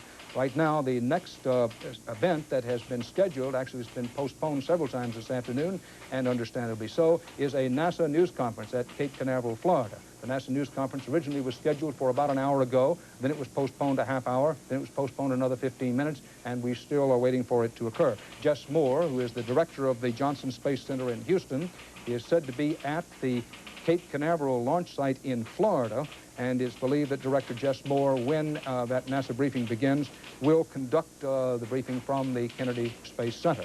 Now, if that happens over the next 15 to 20 minutes, the NASA briefing in Florida, that would be followed very shortly by President Reagan's talk to the American people, scheduled for 5 o'clock Eastern Time, 4 o'clock in the Central Time Zone, and at 2 o'clock in the afternoon in many places in the West. And all of that, of course, will be part of our continuing CBS News coverage.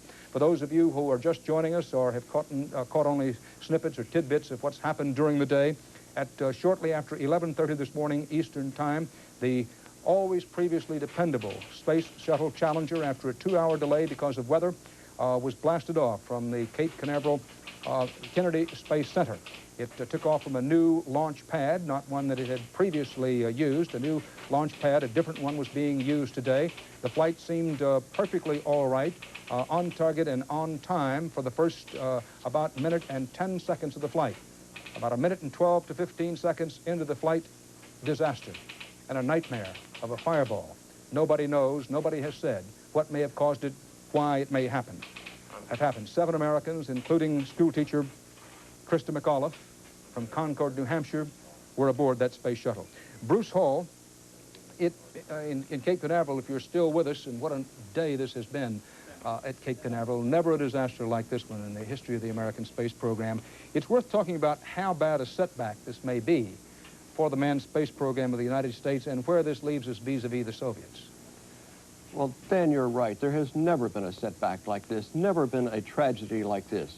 There have been a couple of emergencies in the air with the space shuttle, but nothing of this magnitude and nothing like this has hit the space program before. We have had some problems on the launch pad with the 25 launches that we have had. Previous to this, the 24 launches, there had been 10 which were delayed at least a day by mechanical problems. And Dan, I see that Jess Moore, the Associate Administrator of NASA, is now ready to make a briefing. Jess Moore, Director of the Johnson Space Center at Cape Canaveral, Florida. As I address you here this afternoon. At 11:40 a.m. this morning, the space program experienced a national tragedy with the explosion of the Space Shuttle Challenger approximately a minute and a half after launch from here at the Kennedy Space Center.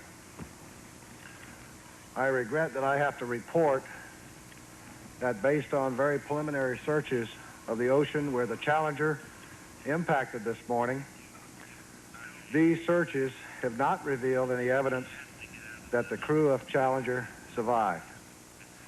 The dedicated crew members of Challenger are Commander Francis Dick Scobie, pilot Michael J. Smith, mission specialist Dr. Judy Resnick, Ellison Onizuka, and Dr. Ronald McNair. And payload specialists on board were Krista McAuliffe and Greg Jarvis. All early indications in the Launch Control Center, the Kennedy Space Center, have indicated that the launch was normal up to approximately 11:40 a.m. this morning, about a minute or so into the flight. Flight controllers in the Launch Control Center here and in the Mission Control Center in Houston were polled immediately after the explosion, reported that they did not see anything unusual up to that point.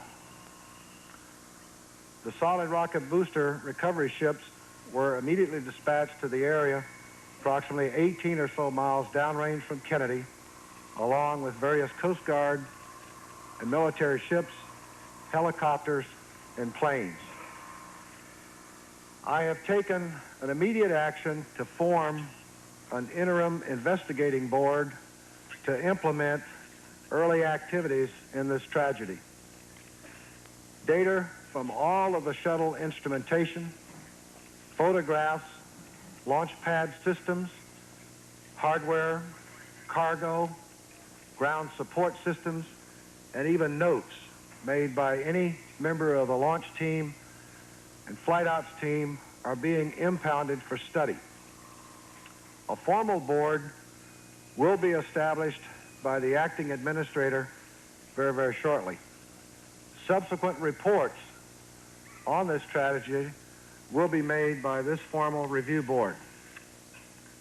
I am aware and have seen the media is showing footage of the launch today from the NASA Select system. We will not speculate as to the specific cause of the explosion based on that footage. It will take all the data, careful review of that data, before we can draw any conclusions on this national tragedy. Thank you. Mr. Moore has time for just a couple of questions from each center before returning to the effort in investigating this tragedy. Please wait for the microphone and give your name and your affiliation.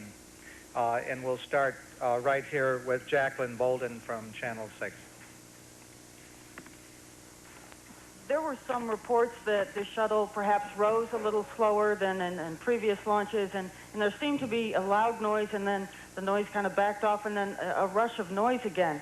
Did you get any reports from anyone else that this seemed different from the people who either experienced it, saw it here live? I have not heard any reports at all relative to that effect that you just described. None whatsoever. Okay. Up here in the third row, Michael. My name's Kevin Hamilton from WGIR in Manchester. The entire Teacher in Space program was designed to introduce more people, specifically youngsters, to the space program. This obviously is not the introduction you intended to make. What do you think the effect, the long-term impact that this is going to have on the youngsters that you were hoping to attract? Well, I think we'll have to address that as time goes on. And again, I think today, the events of the day makes it much too early for me to speculate on the long-term impacts. Okay, Al Selstead from Baltimore Sun in the first row.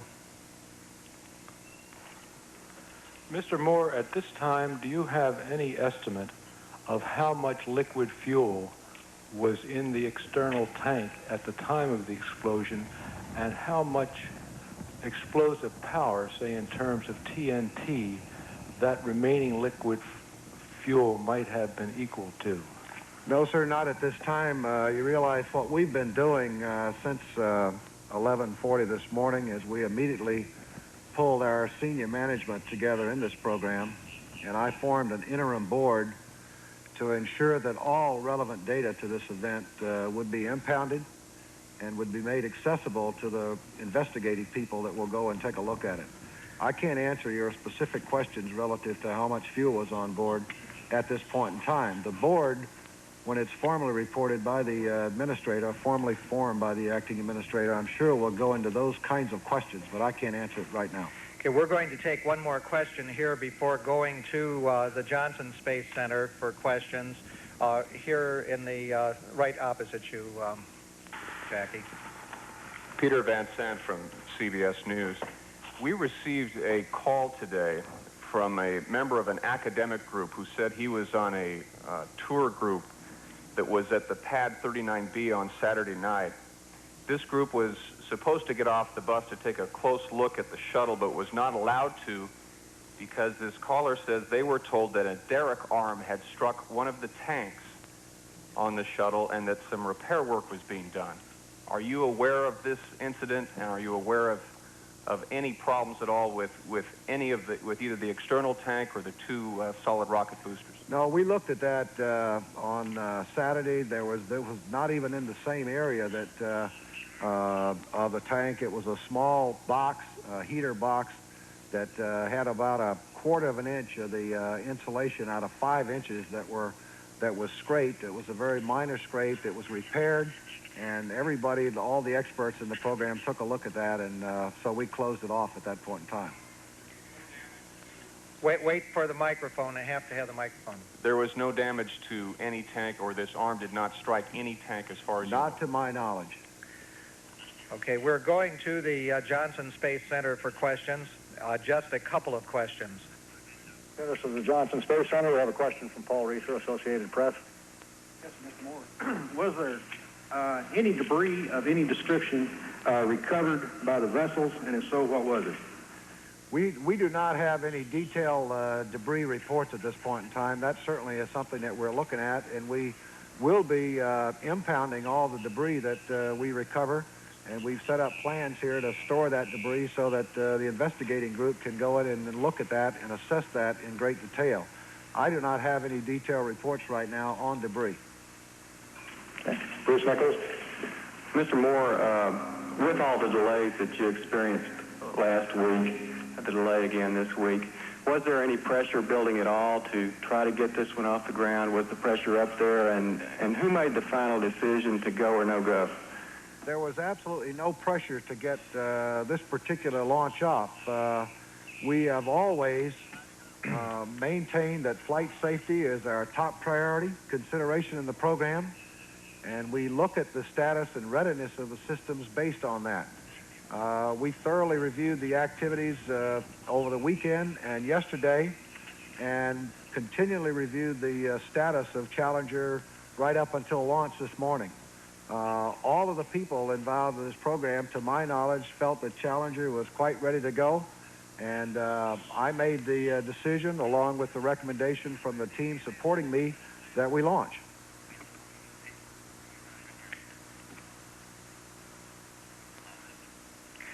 We're going to the Marshall Space Flight Center for a couple of questions. Pardon Berkey with Huntsville Times. Can you tell me what this does to the schedule on down the line, including the launch at Vandenberg?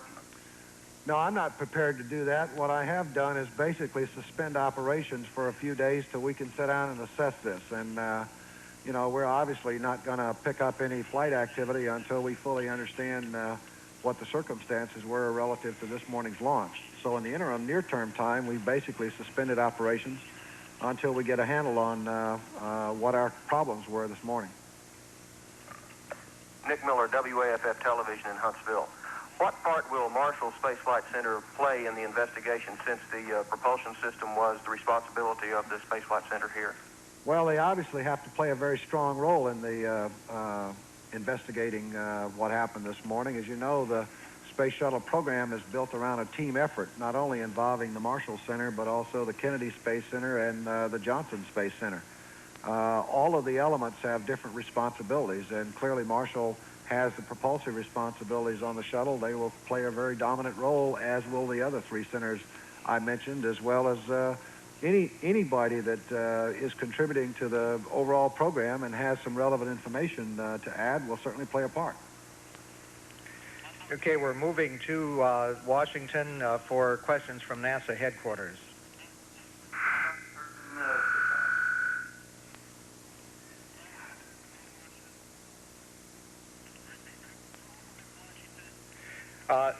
Okay, there is a problem with our audio circuits to Washington. We are going to the Jet Propulsion Laboratory in Pasadena. Bill Hines of the Chicago Sun-Times. Mr. Moore, in your opening remarks, you mentioned the appointment of this interim review board and said that it would be making statements from time to time. Not to put any adverse interpretations on this, it sounds a little bit like a news blackout, and I'm wondering if your objective is to consolidate information, what will be the point of issue of all those announcements in the future? And are other people not involved in that review board forbidden to talk? Well, let me correct your statement. First of all, I said that I had appointed an interim review board. That interim review board is composed of the senior members of the NASA team here to take immediate actions on impounding data. The acting administrator is expected to appoint a formal review board very shortly, and it will be left up to that review board in order to determine its progress reports in terms of their findings. What we have done here today is to move very quickly so that all relevant data could be impounded and all actions that are needed to be taken in order to preserve as much information as we can on the circumstances of this morning can be preserved. And that's the nature of the work that I've implemented today, and I expect a formal board to be established very, very shortly, within the next day or so, by the acting administrator. This is Roy Neal, NBC News. Jess, you've said, I believe, that future flights are temporarily frozen. The United States space program, as a result, is at a halt.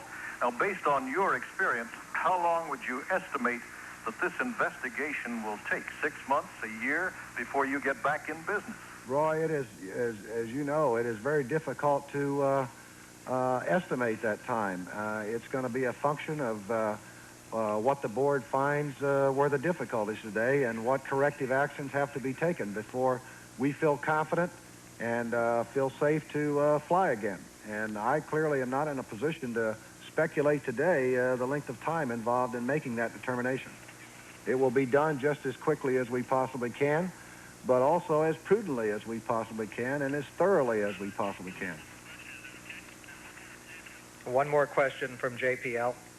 Bill Hines again. I've got to follow up on that first question of mine. I understand now that there will be announcements made after the permanent board is appointed. Is that correct? There will be an announcement, I'm sure, of the members of the permanent board, yes. I believe that will be correct, and then I think that board will determine its rate of reporting based on the progress of its findings. Okay, we're going next to the Washington NASA headquarters. Are there any indications of sabotage or attack on the shuttle? I'm sorry, we didn't read that question. And while they're repairing that circuit to Washington, we'll go to the Goddard Space Flight Center in Maryland. Mark Weaver, WBAL Radio in Baltimore. Has this raised any questions about how reliable the space shuttle is? Might there just be too many things that could go wrong with a vessel this complicated? Well, that question, I'm sure, will be asked, and I don't want to speculate on that at this point in time. That's certainly a logical question for somebody to ask. Ken Carroll from WDVM in Washington. Were there any unusual weather conditions aloft or any unusual weather conditions during the launch? None that we observed that I recall. We did put up some weather balloons early this morning. We did look at load conditions as we normally do, and the winds aloft looked good. We didn't have any exceedances as far as our load indicators are concerned, to my knowledge, and we thought everything was in good shape for a launch this morning. Mr. Moore, I.J. Hudson from WRC-TV. Has it become a problem that you have been too good in the past, that the American people have seen flawlessly perform missions on TV almost routinely, and that something like this happens all of a sudden, it hits home even harder? Well, I don't know how to answer your question specifically. We always strive in every flight that we perform to be as reliable and as safe as we possibly can, and to do everything that we can to ensure that the vehicle and the systems are all ready to fly. Flight safety is our #1 priority in the Space Shuttle program. And certainly when you see an event like this morning, we are going to have to do a very detailed assessment of the set of circumstances to try to understand what occurred, and we will then in turn assess the impacts from that to determine where we go in the future. I think you should hear it over the speaker. Okay, back here at the Kennedy Space Center, we only have time for a couple more questions. Jay Barbary from NBC News in the front row here.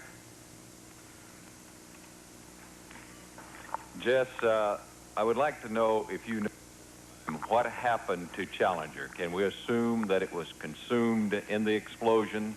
And can you tell us specifically what you know now that the recovery crew has recovered in the impact area? I have not gotten a briefing, Jay, on what the recovery team has found at this point in time.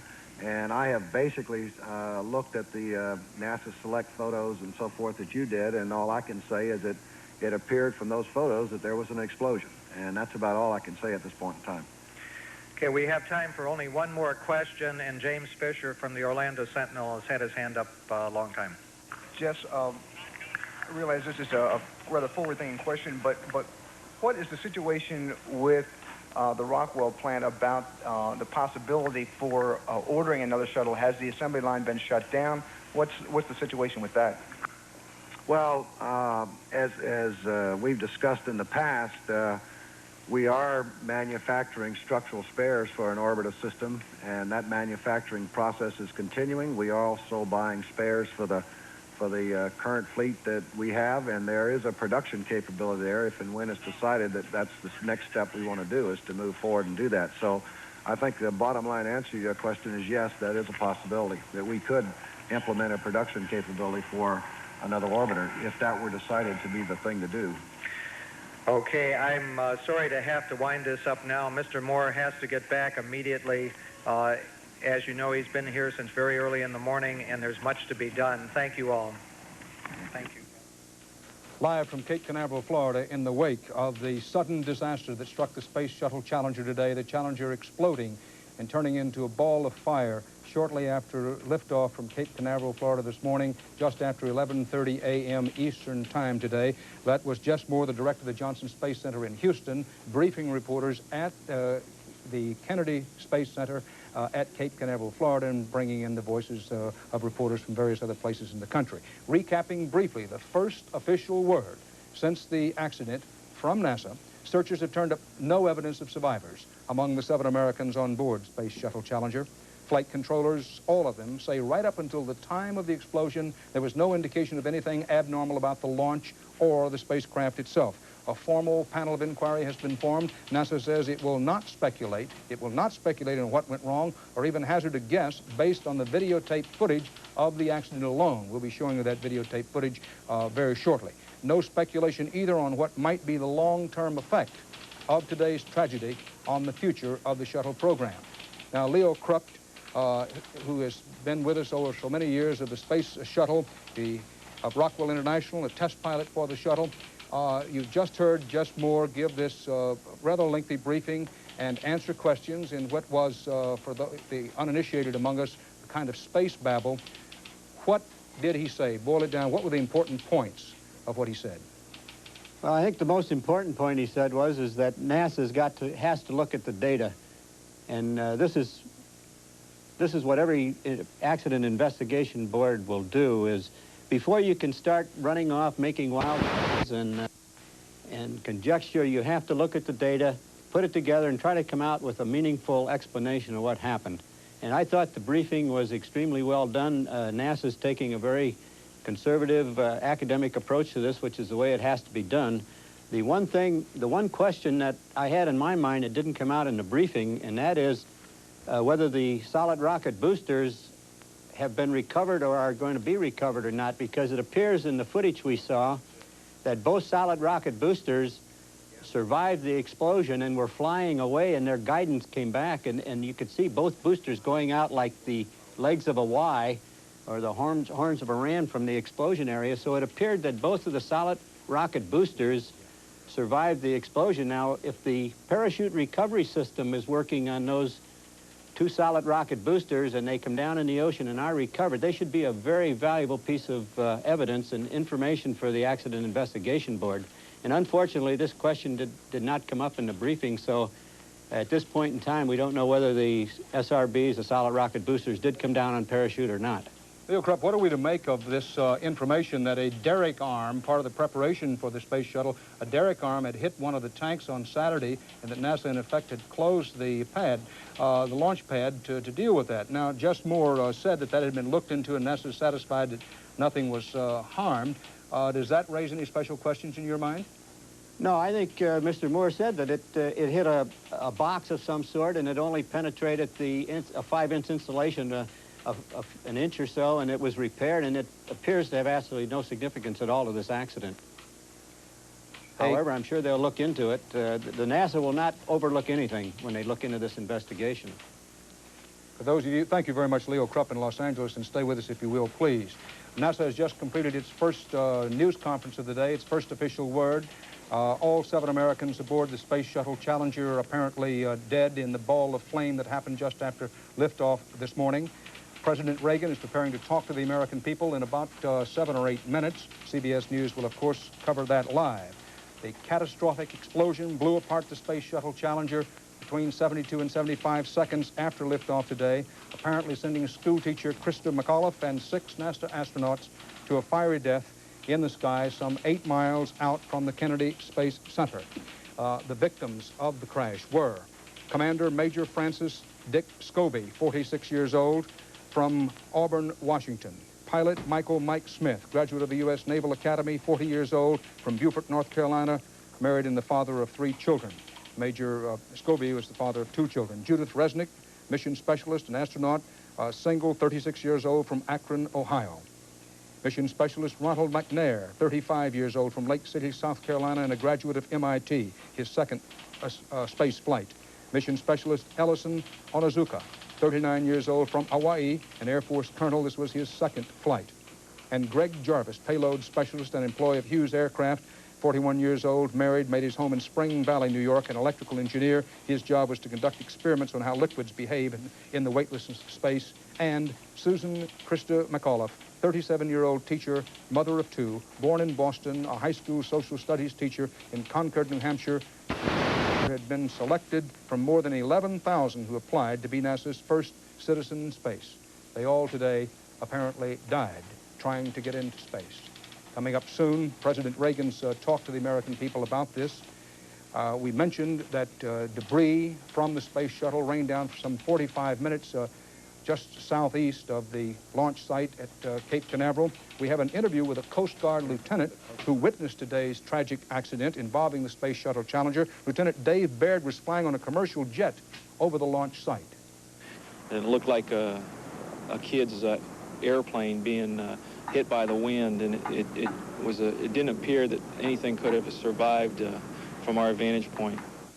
Basically, it looked like it just tore itself to shreds and was on fire. At Coast Guard headquarters in Miami, ships were dispatched to the crash area to help search for bodies and debris.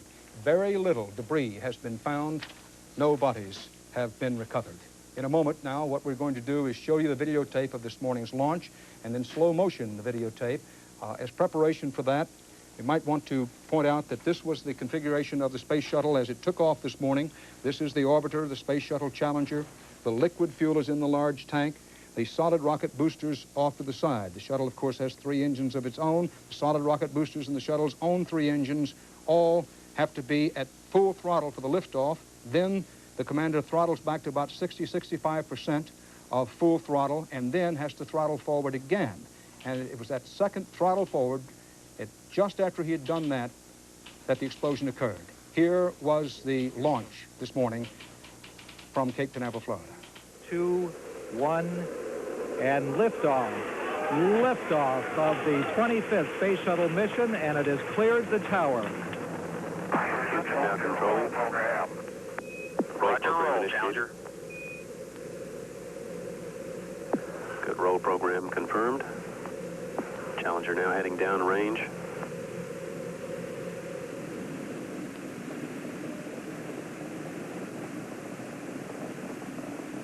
Engines beginning throttling down now at 94%. Normal throttles for most of the flight, 104%. We'll throttle down to 65% shortly. Engines at 65%, 3 engines running normally, 3 good fuel cells, 3 good APUs. Velocity 2,257 feet per second. Altitude 4.3 nautical miles. Downrange distance 3 nautical miles.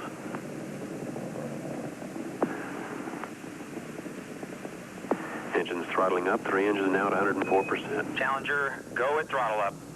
Challenger, go at throttle up.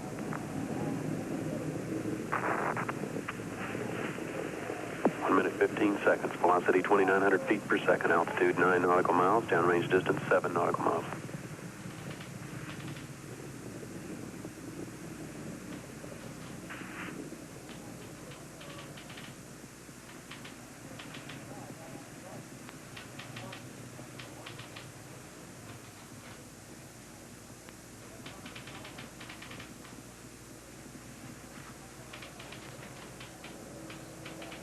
Half an hour after the explosion, a serpentine trail of white smoke.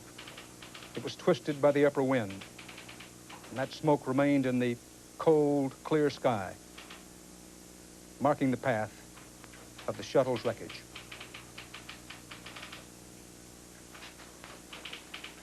The explosion occurred about the time the shuttle was to enter a period of maximum aerodynamic pressure.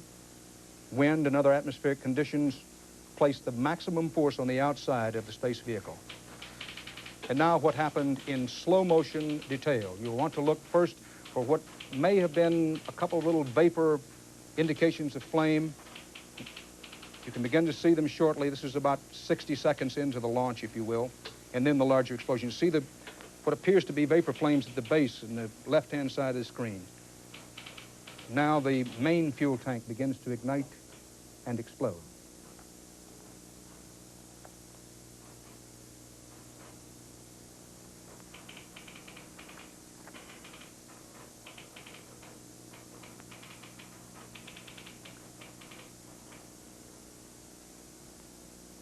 As we wait for President Reagan to address the American people, you will note in the upper right-hand quarter of your screen,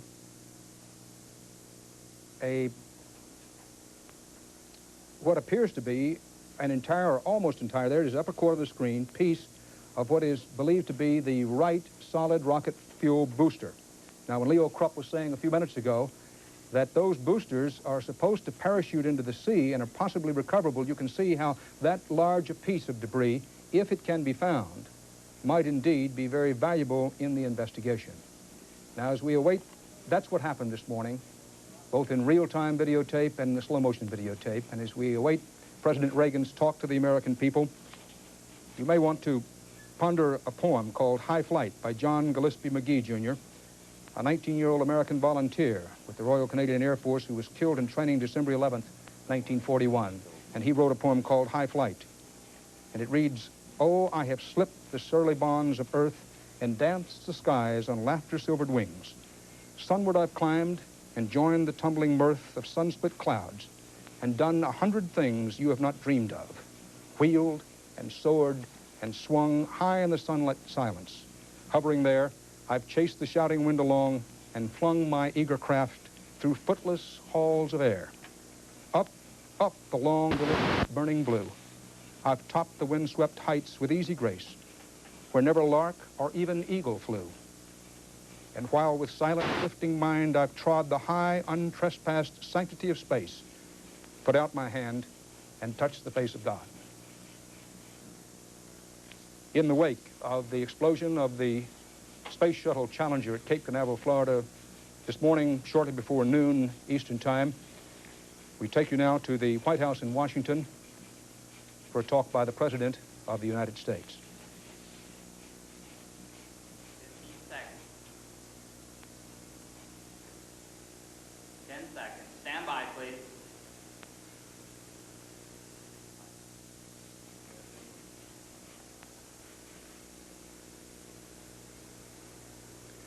Ladies and gentlemen, I'd planned to speak to you tonight to report on the State of the Union. But the events of earlier today have led me to change those plans. Today is a day for mourning and remembering. Nancy and I are pained to the core by the tragedy of the Shuttle Challenger.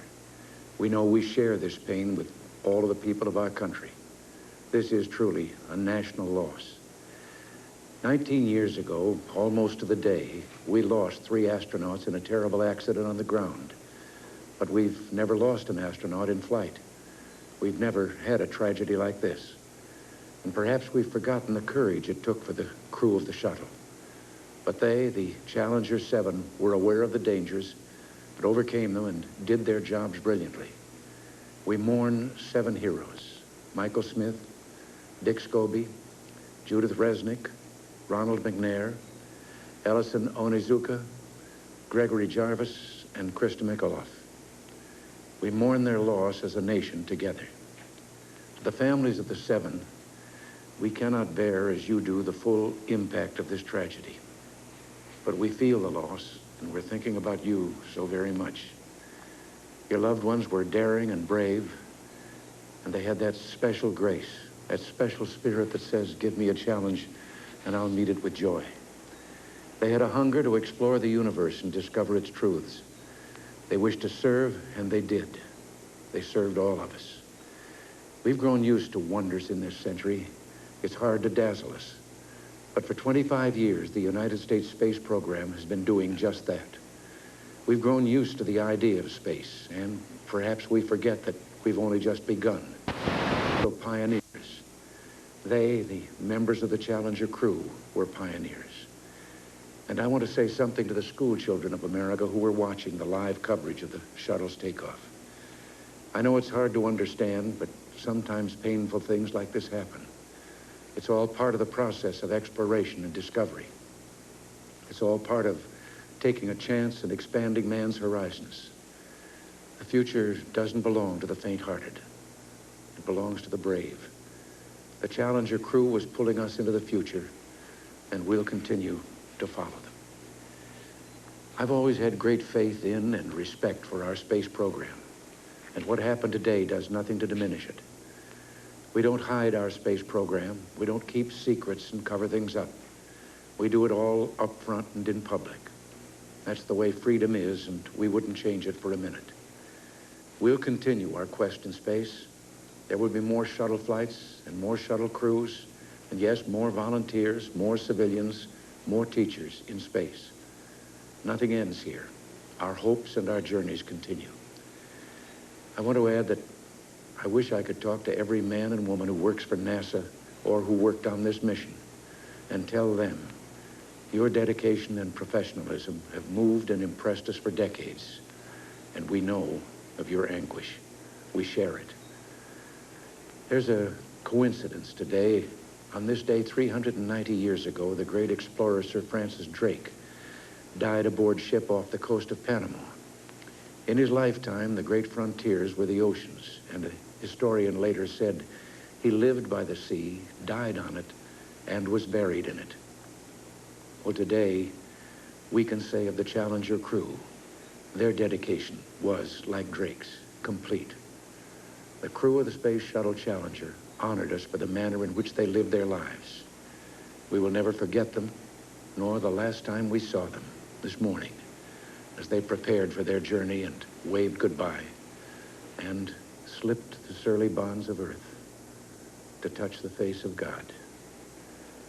Thank you.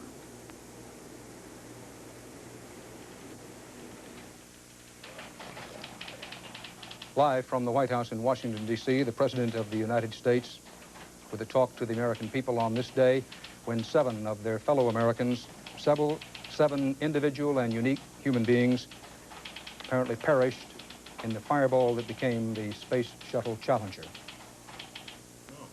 Those heroes were the commander of the Space Shuttle flight today, Major Francis Dick Scobie, 46 years old, Auburn, Washington, hometown, married, father of 2 children. This was his 2nd mission and his first command of a shuttle mission. He is a retired major from the United States Air Force. Francis Scobie was the shuttle commander today. His pilot, riding in effect 2nd seat, Mike Smith, 40 years old, from Beaufort, North Carolina. Married, the father of 3 children. This was his first mission. He's a commander by rank in the United States Navy, a graduate of the United States Naval Academy. Among the other heroes aboard, Mission Specialist Judith Resnick, 36, hometown, Akron, Ohio. Unmarried.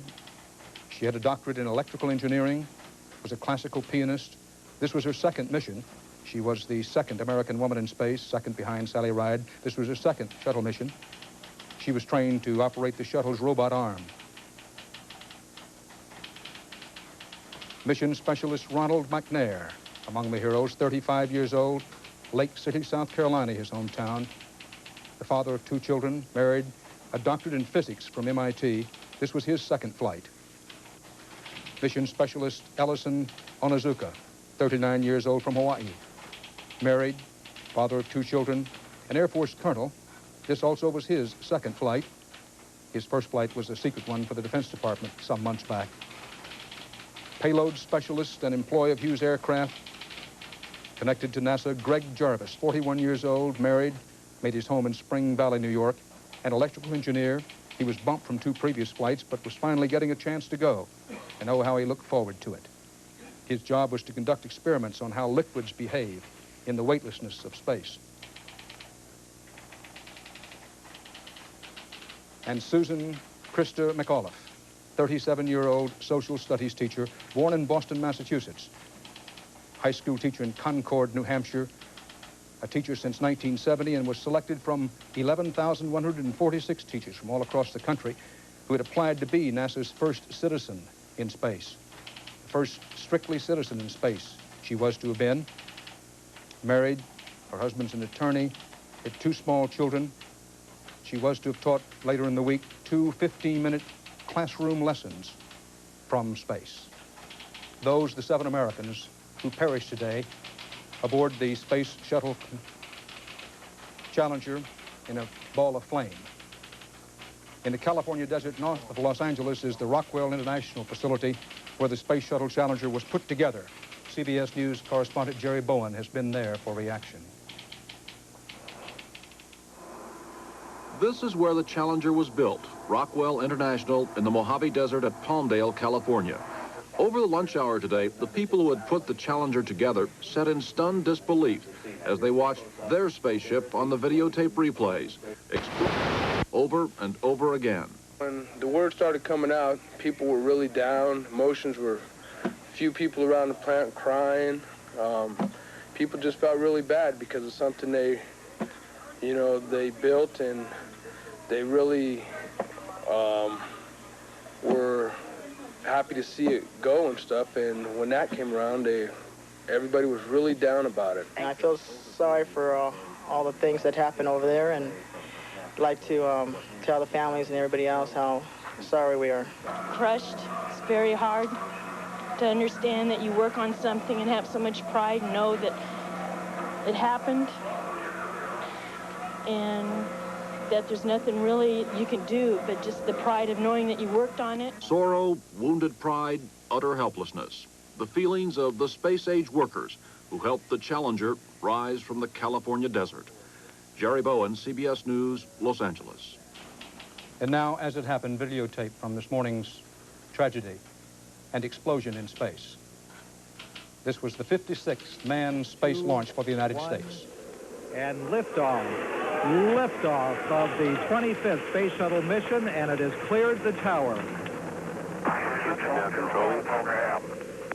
Roger, roll, Challenger.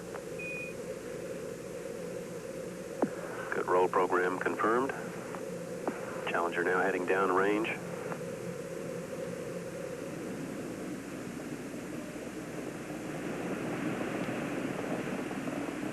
Engines beginning throttling down now at 94%. Normal throttles for most of the flight, 104%. We'll throttle down to 65% shortly. Engines at 65%, 3 engines running normally, 3 good fuel cells, 3 good APUs. Velocity 2,257 feet per second. Altitude 4.3 nautical miles. Downrange distance 3 nautical miles.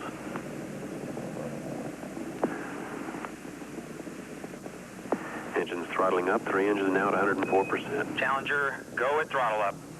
Challenger, go at throttle up.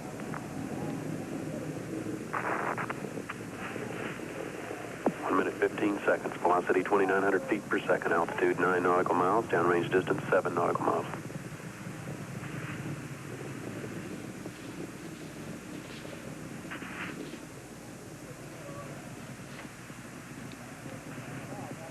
And the flaming debris got smaller and smaller as it rained for 45 minutes.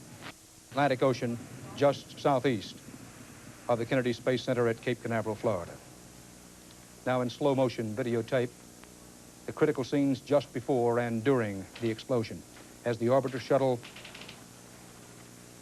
rides on its own liquid fuel tank and with the solid boosters rockets on the sides.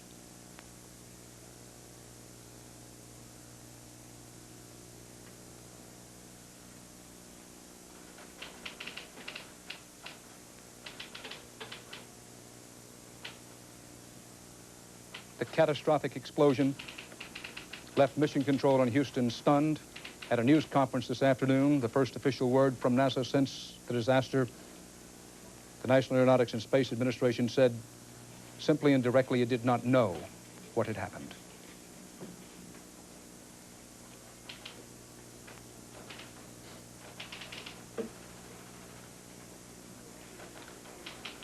For CBS News in New York, Dan Rather with Bruce Hall, CBS News at Cape Canaveral, Florida. We'll have full coverage of what happened today and reaction to it on the CBS Evening News later. And shortly, coming up next, on many of these stations, your early local news. For now, good day.